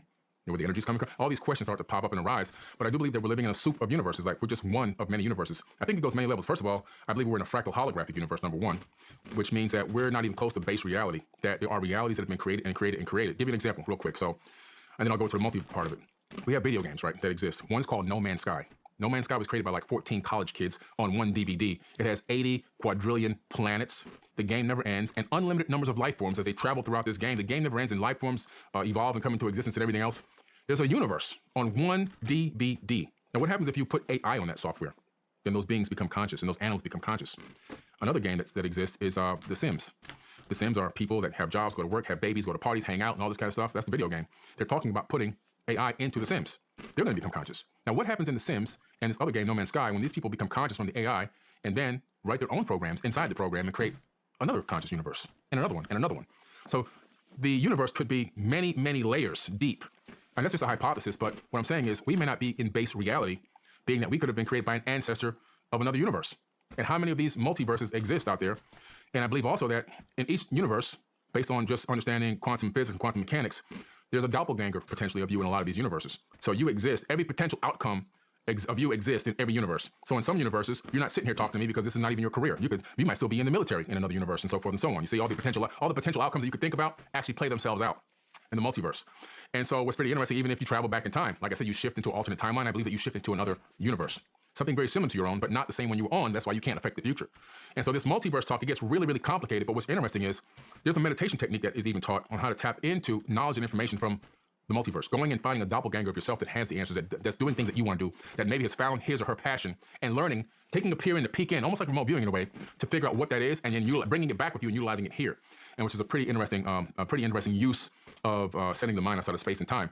And so these multiverses that supposedly exist and they bounce off of each other. It's like this sea of multiverses, according to theoretical physics. But I believe that each one of these is potentially an experiment that's running concurrently. In other words, this one is an experiment with these laws of physics and this amount of darkness and this amount of light. Let's see how the darkness gets taken out of this one and how much the light can take over and turn it into a glowing light universe. Light meaning positive energy. This one over here, let's change the laws of physics a little bit and let's do this over here. Let's start all with light and a very little bit of darkness and see what happens here. Let's see if darkness has the power to take over. I'm just hypothesizing now, but imagine this on a grand scale, this soup of universes all over the place, and each one running its own individual experiment. To what end, I don't know. Again, this is just a hypothesis, but it's very, very possible that that's what could be happening. And I really feel like this one that we're in is an experiment to see how we can actually destroy darkness, maybe once and forever. We know that we're living in a cyclical civilization that rises and falls. We know that based on ancient texts and tablets and ancient accounts, that there have been golden ages on this planet before, at least 4 of them. Now we're heading into the 5th age, which is the age of Aquarius, which starts in 2025. And we're heading in through the Yuga cycle, which now I believe we're in the Tetra Yuga, heading back into a Silver Age, heading back towards a Golden Age, which will take thousands of years, but we're on the right track. However, what is stopping us from staying in a Golden Age? 4 times we've had a Golden Age. How come we keep falling back down? What is stopping us from staying and maintaining the Golden Age?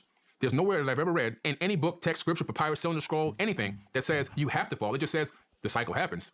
But what if this civilization is the one that rises and doesn't fall? What if we're the ones that really truly learn what happened in the ancient past and we're able to utilize that knowledge and that wisdom, because the past is prologue, to stop the fall of a Golden Age in the future? That's my ultimate mission. That's my main objective. How do I help usher mankind back towards that age? I'm planting seeds of a tree that are going to grow. I'll never sit in the shade of those trees. But the work that I'm doing, I feel, will have some impact on the Golden Age. Fascinating. Fascinating. On the break, we had talked a little bit about your time here and making the best use of it. Yeah. Let's have that conversation again. Right. Well, you have to understand, on a geological time scale, human beings have been here for less than a blink of an eye.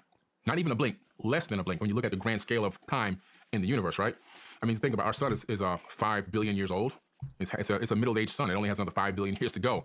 But human beings have only been around for, like Homo sapien, 200,000 years. So you can't even, it's just the numbers are crazy. However, you have to understand that when I say a blink of an eye, I mean like we have got to do what we're supposed to do here in a very short period of time. Our lifespans are very short. and they've gotten even shorter due to everything else that's going on that we've allowed them to do to us. And I do mean we've allowed them to do. They haven't done it against our will. We've allowed it to happen because we outnumber them. And we got to take back control of who we are, what we are, and our true power, and realize we're here to complete a mission. And the ultimate mission that we're here to complete is to bring heaven to earth.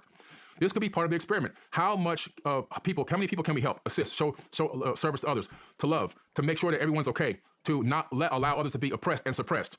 Since we have the numbers in our favor. How much can we help to change a global economic situation and push mankind back towards this golden age and bring out the technologies that are needed to sustain this planet in a way that's green and that everyone can prosper?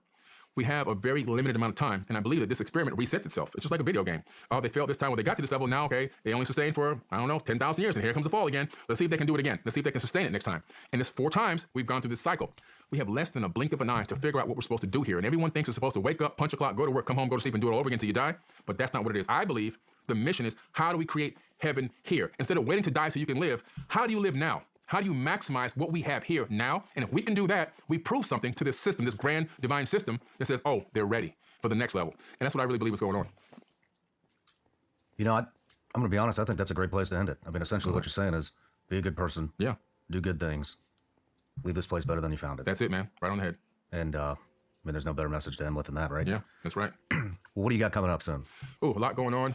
We just had the first annual Forbidden Conscious Awards, and it was a success. We're having the second annual Conscious Awards coming up next August 2024, and you're going to be one of the nominees. I'm claiming it right now. You're going to be one of the nominees for Podcaster of the Year, and it's an amazing event. Next year will be a 3-day weekend of incredible weekend of great things going on with great people, everybody on the same frequency. And I have a big workshop coming up. It's my Blueprint for God Power workshop that I'm going to do with Dr. Be Serious in October. It's going to be another mind-bending workshop. The first one, we had 10,000 people that tuned in for 11 hours straight. And this time it's going to be probably 12 hours straight of incredible teaching techniques and information and knowledge that they'll never be able to see on YouTube or anybody else's channel or TV. This is straight wisdom and knowledge straight from the source. So they got to tune into that. It's going to be amazing. Other than that, just doing our global tours. Egypt, Cambodia. Next year will be Turkey. We'll do a whole Turkey tour, another Egypt tour, and probably Mexico, either Peru. And of course, just getting everybody on that Forbidden Knowledge TV and letting them get a chance to binge watch conscious television instead of binge watching the fear porn that's on the other stuff. Very cool. Very cool. Where can people find you? You can go to 4bk.tv, the number 4bk.tv, or at Forbidden Knowledge on every platform that exists, and you'll find me. Perfect. Well, I appreciate the invite, and I can't wait till next August. I want to see those awards, and absolutely, and it'll be cool to be there and take part in that. Oh, it's gonna be amazing, brother. Well, Billy, I really appreciate your time. You have blown my mind here. I got a lot to think about, and I'd love to get you back at some point. Oh, gotta come back. It's mandatory. Thank you. Yeah, thank you. Appreciate you, man. Wow.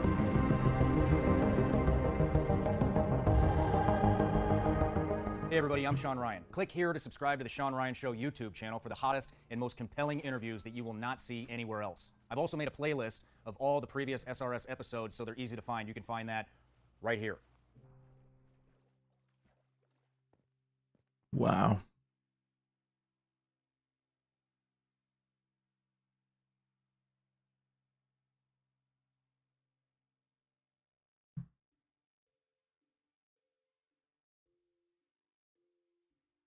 Let's watch something else. Previously on the Sean Ryan Show. What was the conversations that sparked this whole thing? It all started with TMZ. Are there common characteristics to the UAPs that have been cited by different pilots, and can you describe what the convergence of descriptions is? Certainly. We were primarily seeing dark gray or black cubes inside of a clear sphere. I'm sorry, dark gray or black cubes? 2 military pilots, best in the world, best trained, best aircraft, everything. Sworn testimony, swear to God, that they, and before Congress, and that they had chased a craft. Mr. Graves, again, I'd like to know, how do you know that these were not our aircraft? When we come back, we will unpack the actual hearing. Timberchet. All right, Tim, we're back from the break. We're getting ready to dive into the UAP hearing. But before that, there have been a couple other things in the news lately that actually both this month that I'd like to get your thoughts or maybe a little bit of a debrief on it. One being the hearing with NASA. What happened there?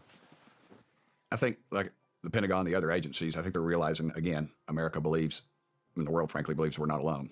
I think they smell dollars. NASA is, they're always hungry for money. They're trying to get to Mars. They're trying to do all this other stuff. Again, since 1947 at least, our government's been lying to us. Now all of a sudden they want money to study the issue. And I just, the folks that they had come talk to us the other day, I didn't know that the press wasn't invited. I would have not come to the meeting if I'd have known that, actually, because it was, they talked about nothing. And they talked about if something was spotted, who would be in charge of it. I think somebody even tweeted about it, that, it'd be the Space Force. There again, you're your own agency. And then they talked about how they wanted to get with the other agencies, and so they collaborate. That's the big word they always use. That's sort of a think tank word, collaborate. You hear that a lot. One of these leadership groups. We're gonna collaborate, and I think that's what, it's just about money. They just want more money to study it. And I say, just turn loose the files, turn loose of everything you got. And then they said, well, what if you saw them with a telescope? Well, we wouldn't see a UFO with a telescope. And they said, and these people said, we honestly, nothing we have is confidential. That's what they said. Nothing NASA has is confidential. Now think about that. Satellite imagery, all this other stuff is not confidential. So they're saying it's not confidential, and entire NASA was not confidential. So I guess what I'm saying is it below? Are they saying everything is below confidential, or are they saying everything is above confidential? Because confidential, they said it is not confidential. So that could be secret and top secret, or that could be completely unclassified. Well, speaking out of both sides of their mouth, actually, because as it turns out, they have satellite imagery. And they just said what they were saying was everything they have is open. Oh my God. Open source. Open to the public. So I just don't buy that. And again, I think those people there, put them on a lie detector, they were telling the truth for what they knew. They're just a little compartmentalized bureaucrats that they were. And that's all their little world. That's all their little world was their little world, and that's all they knew. But again, it just boiled down to dollars. And I asked them, I said, how are we supposed to believe y'all that all of a sudden you want to study these things when you've told us they don't exist? They didn't really have a clear answer. Nothing. It was just like a lawyer. Not a very good one at that. So are they just asking for money? Like that's literally? No, they were saying, well, no, we're just doing it. We're studying it within our own purview. But if you read the report, the first paragraph, it talks about, I think it's robust resources. We will be using robust resources to study. Now, where are they going to get that money? They're going to take it away from their ships, rockets they're sending to Mars or to the moon again, or what? And no, they got to come up with new money. And that, again, this is just feeding the kitty. That's all they're doing. And you have several different agencies, what I found out, have said they don't exist. Now several different agencies say they do exist, and they're going to start studying them. So what has changed? I don't know, but we kind of, let's talk about the money. We talked about this on a little warm-up video, but what I don't understand is there's all the black budget programs, and we talked about all the money that's going to Ukraine, and which is basically feeding the military-industrial complex companies, which are overcharging the government, and that's how we both believe that these black projects are being funded by overcharging the government in other areas and then funneling that money in. So do you think that they just believe this is an easy grab now that UFO, UAP statistically, and then when you see Schumer's come forward with his thing, and then I see all these UFO people saying, are you getting on board Schumer's? We've got somebody that's really turned on. I mean, you got the swampiest of swamp creatures. I mean, I don't knock him. Every time I've met him and talked to him, he's been super nothing but nice to me. But it's just about money. We take in $5 trillion a year, and they want to spend over $7 trillion, and that's a conservative approach to these folks. Wow. So did NASA? Do they get in depth on what they're going to spend the money on, or is it just, hey, we need more money because we want to study these things? Are they saying, hey, they couldn't get real specific again, and it's just limited. Their knowledge is limited. It's give us money so we can develop a plan. I mean, that's where it's going to come down to. Give us money and we'll develop a plan, and then we'll come back to you on how we've spent your money. And they'll come back with, it's inconclusive. So why? Because they can continue studying. If they found it and said, hey, we found life. We've got this saucer over here. We've got this group over here. They wouldn't need that damn money anymore. So obviously. Yeah. So in your opinion, that's just complete nonsense. Yeah, we shouldn't be giving them. Give them more money to stay. Listen, if you're going to go to Mars, stick to your knitting. Go to Mars. If we're going to use you to track Soviet satellites, then let's do that. If we're going to, everything else, I think they just need to stick to their knitting. Yeah. How about the UAP hearings in Mexico?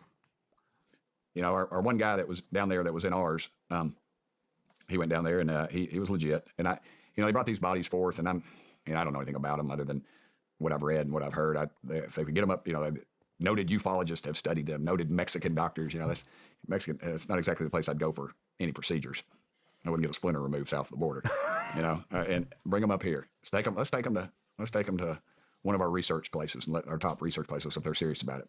This is the same guy who was rumored to have been involved in a former thing where they had some mummies, and they turned out they were just a bunch of, I think it was little Mexican kids that had died, and they put them in. It was years ago. There was a situation. He was rumored to have been involved with that situation. I just, bringing forth something like that was just kind of. This is the same guy that put this on is the same guy that was. Yeah, allegedly. What's the point of it then? Why would they have this? Well, they come out now and say they're the first government to say there's UFOs. I just think, again, something they got took. I just don't think the Americans went down there with an open mind, and I think they left disgusted with it. That's what I gathered. The people I know that are in the serious people in this country, they don't want to say anything because they don't want to, but they've all confided in me that they thought it was pretty much of a hoax.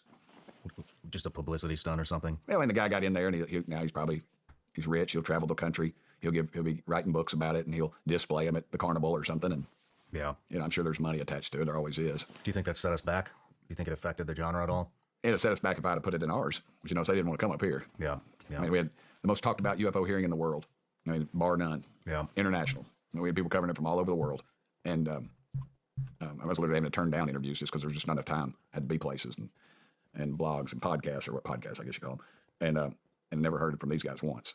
Interesting.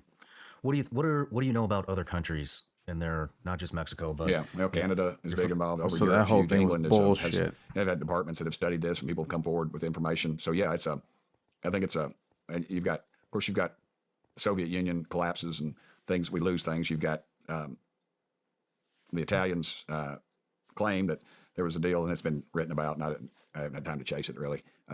Some deal with the Vatican, and that they recovered. They sponsored an archaeological type thing, and they recovered something. Of course, you got the Nazis, of course, in the Second World War.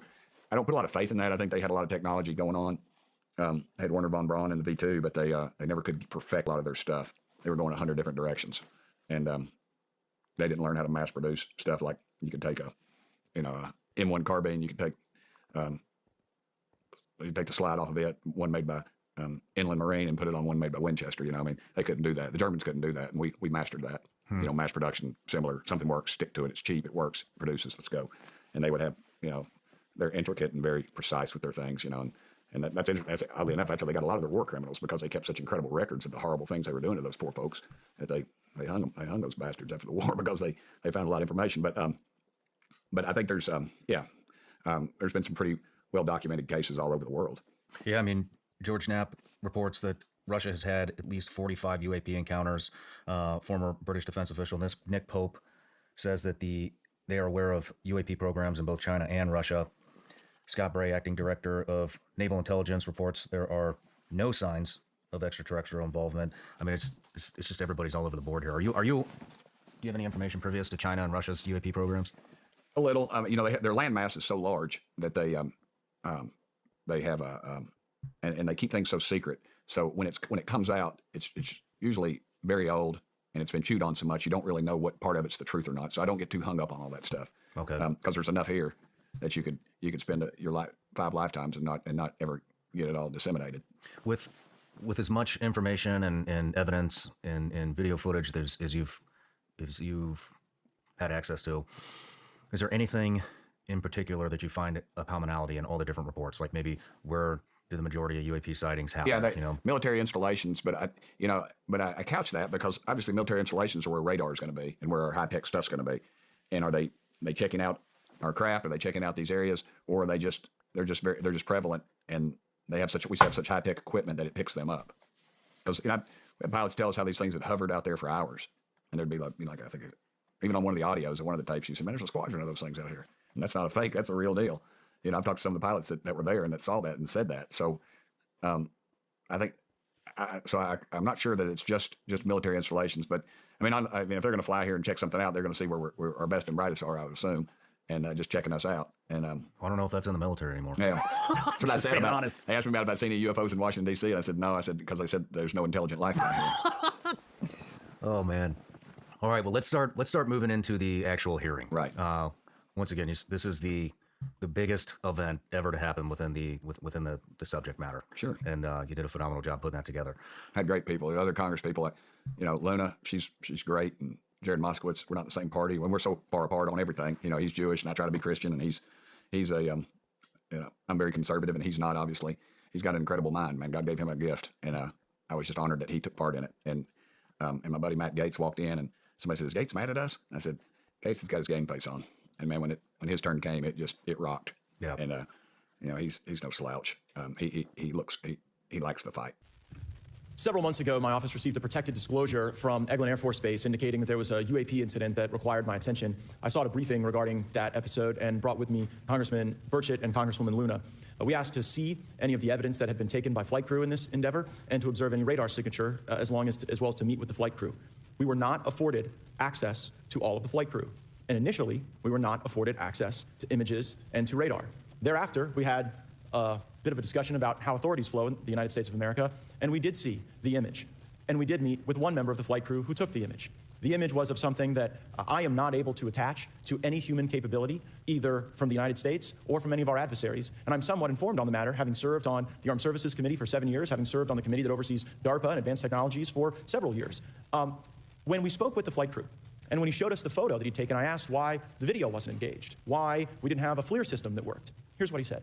They were out on a test mission that day over the Gulf of Mexico. And when you're on a test mission, you're supposed to have clear airspace. Not supposed to be anything that shows up. And they saw a sequence of 4 craft in a clear diamond formation for which there is a radar sequence that I alone have observed in the United States Congress. One of the pilots goes to check out that diamond formation and sees a large floating, what I can only describe as an orb. Again, like I said, not of any human capability that I'm aware of. And when he approached, he said that his radar went down, he said that his FLIR system malfunctioned, and that he had to manually take this image from one of the lenses, and it was not automated in collection, as you would typically see in a test mission. So I guess I'll start with Commander Fravor.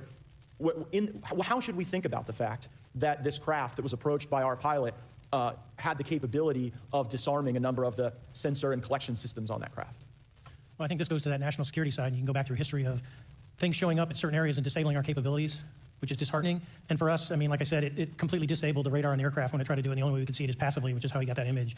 So I think that's a concern on what are these doing, not only how they operate, but their capabilities inside to do things like this. And how should we think about 4 craft moving in a very clear formation, equidistant from one another, in a diamond? In all of the phenomenon, perhaps, Mr. Grave, that you've analyzed, have we ever seen multiple craft in a single formation?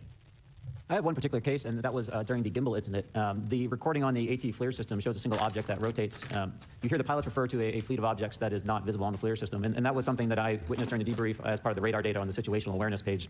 I would like to add, however, Congressman, there's a small bit of anger, I would say. I would feel that those pilots are still facing that difficulty in reporting this topic, and they don't have the tools to be able to mitigate this issue. It just goes to show how serious this is and why this is such an important issue for our pilots and for our nation. It was stated explicitly to me by these test pilots that if you have AP experience, the best thing you can do for your career is forget it and not tell anyone. Because any type of reporting, either above the surface or below the surface, does have a perceived consequence to these people, and that is a culture we must change if we want to get to the truth. Mr. Chairman, I would observe that perhaps as we move forward from this hearing, there are some obvious next steps. Every person watching this knows that we need to meet with Mr. Grush in a secure, compartmentalized facility so that we can get fulsome answers that do not put him in jeopardy and that give us the information we need. Second, I would suggest that the radar images that were collected of this formation of craft out of Eglin Air Force Base, and specifically the actual image taken by the actual flight crew that we can actually validate, be provided to the committee, subpoenaed if necessary, so that we're able to track how to get this type of reporting and analysis done in a more fulsome way. That would be my recommendation, humbly, as a guest here of the Fine Oversight Committee. I yield back. I will say it was very refreshing to see 2 sides come together. Yeah. Well, I asked AOC. She's a buddy of mine. I call her Cortez. She calls me Burchett. I still don't think she quite gets that I'm not out to get her. It's like I'm going to go up to the Bronx or wherever the heck she's from and beat her. Or she's going to come to Knoxville, Tennessee, and beat me. I mean, it's kind of, I used to kid Speaker Pelosi. I wish she would cuss me on the 6 o'clock news one time. I said that I could just stand on the corner of Kingston Pike and North Shore with just a bushel basket. And she said, "Why is that?" I said, "Because people be throwing money at me." She thought that was great. I said, "If you need me to come work against you in San Francisco, just call me." But no, it is a nonpartisan issue, and I think there's a complete distrust of government. It's well earned, and it's both parties do that, and I think we kind of seized upon that. Let's talk about some of the roadblocks that you guys faced going into this. Right. I know you got turned around at several different military installations. Yeah, I went down to Eglin, I guess, down in Florida. I think myself and Luna and Matt Gates. They're both from Florida, so I went down there and ate about 3 dozen raw oysters at some place Matt, his bride, took me to, and then the next morning we went to that meeting, and we're told we're going to be briefed and see pictures and trying to visualize it all in my head because it was so predictable, and meet the pilots. So we go into the skiff, which is James Bond kind of stuff. Yeah, I don't have a Fitbit, but if you had a Fitbit, you had to take it off. You got a watch or anything electronic or a phone, you had to put it in a little, similar to the things they found the cocaine in at the White House, those kind of compartmentalized things. And so we go in. It's a big room, a lot of brass, a lot of suits, probably CIA or NSA or somebody, I don't know.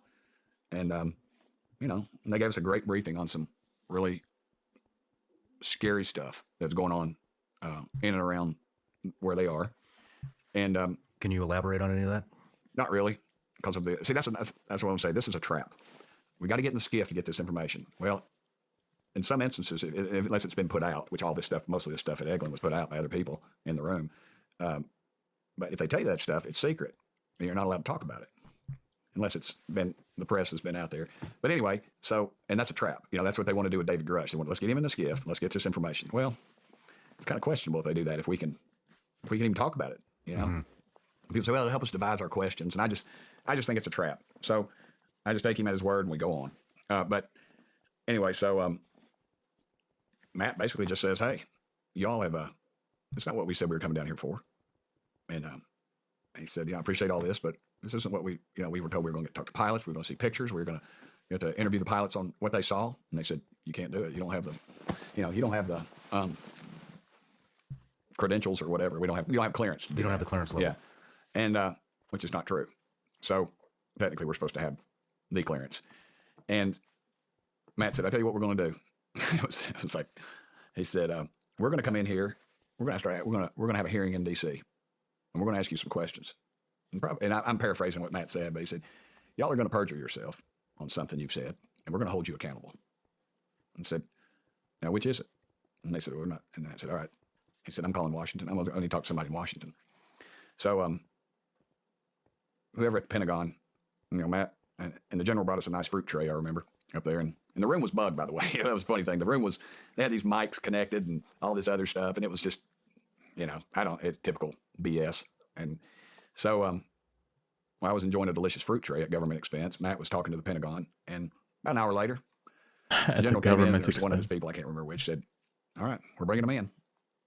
And so we go back down, and they talked. They talked about, and Matt described it in the hearing about some things. And I always took this from us, that what Matt said in the hearing, he said these were craft that were none of our enemies or our adversaries or friends had, and nobody in this world had this type of aircraft. Is that correct? And they all said, nope, nobody's got those. Unanimously, without hesitation? Without hesitation.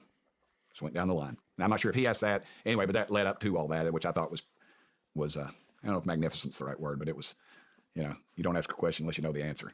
And it was historic, I guess, because it's funny that the wheels in Washington leadership, both parties, they decided, let Burchett go ahead and do this thing, and nobody will show up. They had like 1,000. And they said they had more people there than they've ever had at anything. I walked down the hall, and they were lined up around. People saw me, started clapping and getting selfies and stuff.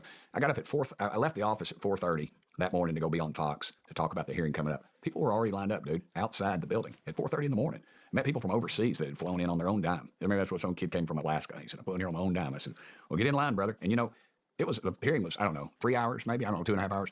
People never left. And they had, what you didn't see was they had a whole nother viewing room packed with people who were watching it. Yeah. And so, people of all, white folks, black folks, different faiths, had a priest in there of all things who came to watch it. And a reporter told me they'd been there 15 years and said, Tim, and he named all these hearings that went on. He said, they've never had this much interest. Man. And that's what caught leadership off guard, I think. Did that surprise you? No, it did not. I thought they'd try to turn a lot of them away. You knew how much interest the subject carries. And we tried to have it's funny, we had a press conference. My press secretary, Rachel, said, boss, we're going to do this press event. And I said, okay, whatever. And I didn't really think much of it. I just said, we're going to sit there and answer a few questions. And I was getting ready to walk into our conference meeting. It was caucus when I was in the state legislature. It's conference now. And I'm sorry I look off a lot. I'm trying to visualize because I can visualize it in my head what we were doing. I remember I was walking down the hall and a reporter set their microphone, handed it to the camera and said, hey, Tim, can I talk to you for a minute? And this was a reporter from a major network. I said, yeah, brother, what's up? And I thought maybe he's in trouble. I don't know. And he said, hey, you got this press conference called tomorrow, right? And I said, yeah. What's up? Yeah. And he said, they put you in a room that's under construction. I said, this is a big event. You can't get in there. There won't be enough room for y'all to even hardly be in there. And I was like, really? And so we did some checking. In fact, every step of the way, they tried to block us. And that always just inspired me to push a little harder because even the press knew that there's something going on with this thing. And they got all this other stuff to cover, Hunter Biden, the president, and all those shenanigans, and cocaine at the White House, and the border, and fentanyl, and all these incredibly important things. But every reporter pretty much was on top of that thing. Yeah, yeah. What other kind of pushback did you get? We had pushback from our own Republican staff, trying to discredit members. I was mistaken, but I was told I was going to chair this meeting. Yeah. And the day before, I was told, no, in fact, you're not going to chair this meeting. Who makes that decision? Well, it comes from on high. It's got to go from the speaker to the chairman or whatever, but it was fine. The guy that chaired it did a good job, and I don't think he realized, how big it was going to be. Yeah. He had the tiger by the tail on that one. I mean, was that McCarthy's decision? I don't know. I guess. I mean, it could have been the chairman. It could have been, I just misunderstood.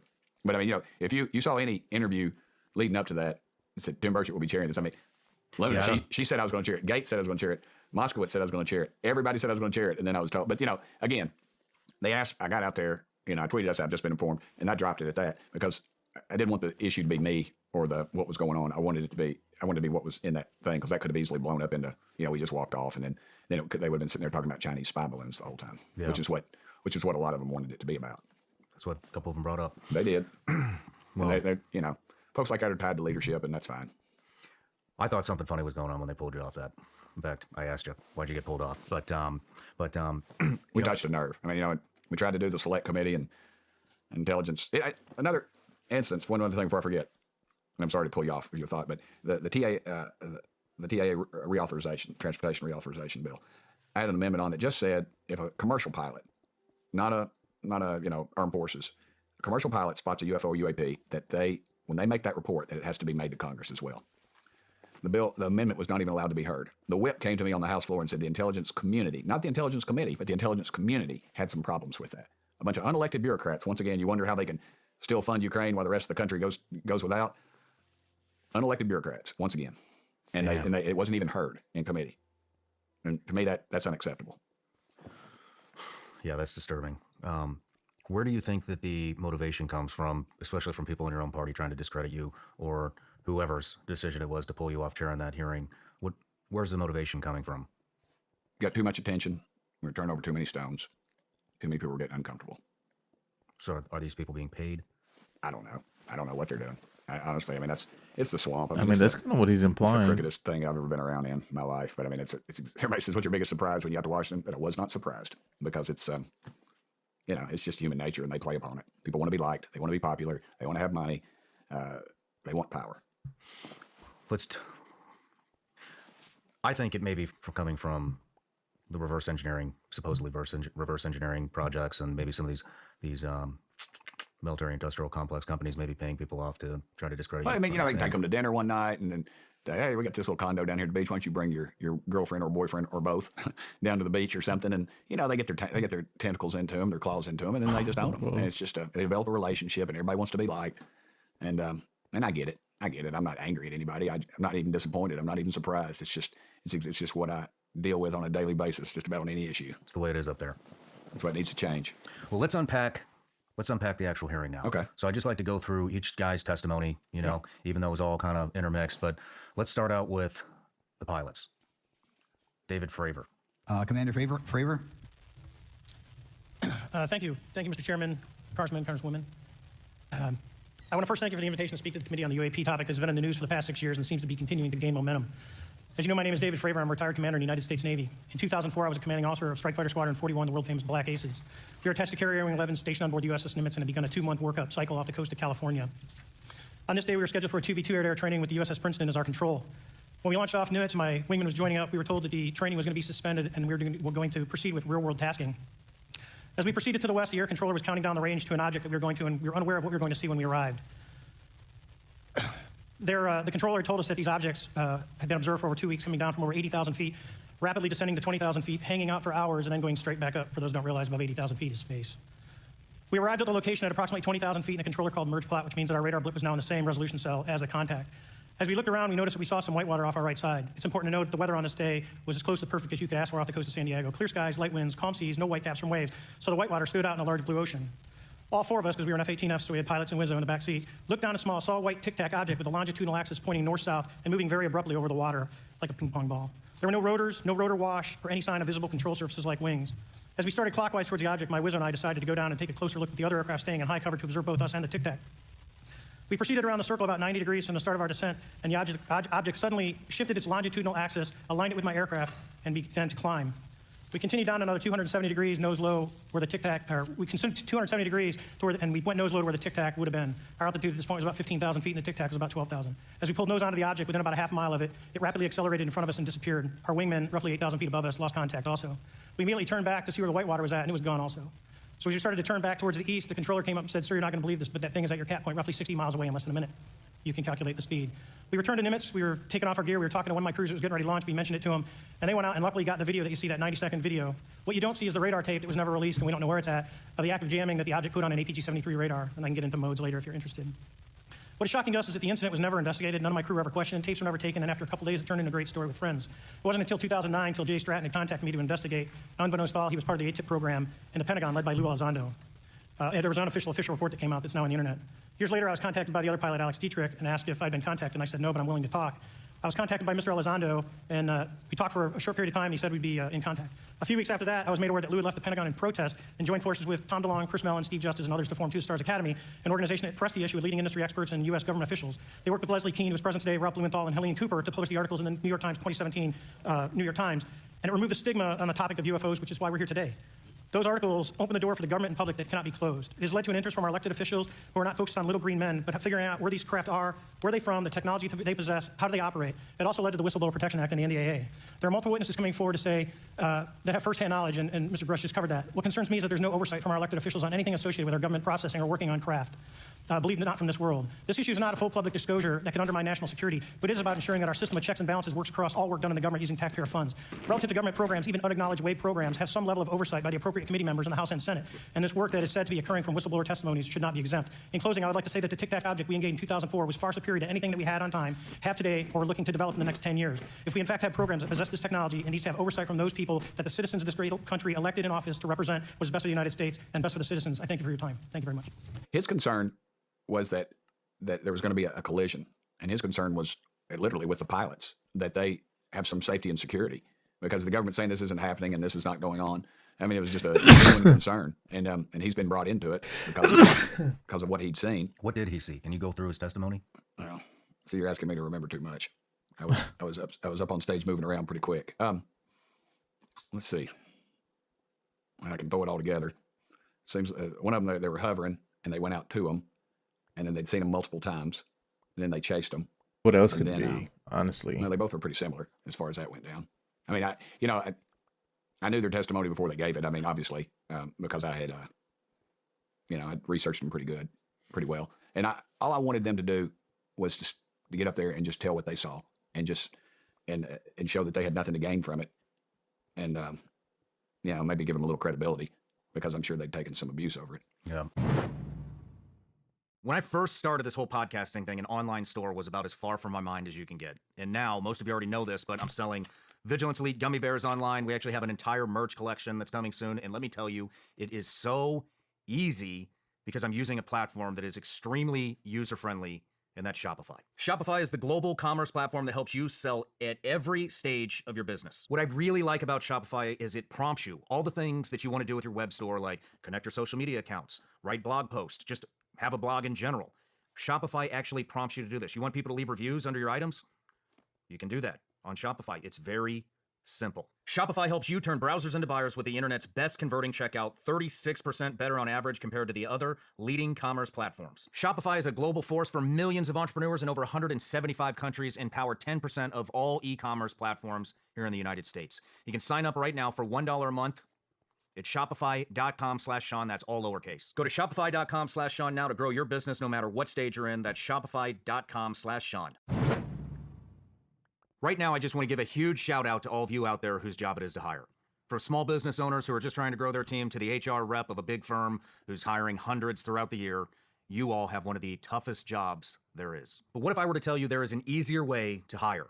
It's called ZipRecruiter. And right now you can try it for free by going to ZipRecruiter.com/SRS. Instead of you doing all the hiring work, getting everything together, packaging it up, putting it on every single social media app, your email list, everything, you just go to ZipRecruiter and it works for you. Once you post your job on ZipRecruiter, basically it sends it to 100+ different job sites so that you reach more of the right people. ZipRecruiter's powerful technology scans thousands of resumes for you to identify people whose skills and experience match your job. If you're hiring, let ZipRecruiter make your job easier. 4 out of 5 employers who post on ZipRecruiter get a quality candidate within the first day. See for yourself. Go to this exclusive web address to try ZipRecruiter for free. ZipRecruiter.com/SRS. Again, that's ZipRecruiter.com/SRS. ZipRecruiter, the smartest way to hire. And in the Tic Tac videos, of course, because they're shaped like the candy, was the interesting thing to me, is that it didn't show a heat trail. It went underwater, and they followed them, they chased them. I say they chased them, they weren't really. they had the capabilities of just smoking them if they needed. I mean, they couldn't keep up with them. They went underwater at one point, and they didn't lose any speed at all. They went underwater. Yeah, they followed them, and they went underwater, and they came back out. And if you just followed their natural trajectory, big word for me, but if you follow the movement, they went, and then when they just came back up. It just didn't even phase them. Could they see them underwater? At one point, and one of the things they could, but they were using, I forget which kind of infrared they were using to follow them. It wasn't infrared because it didn't show a heat signature.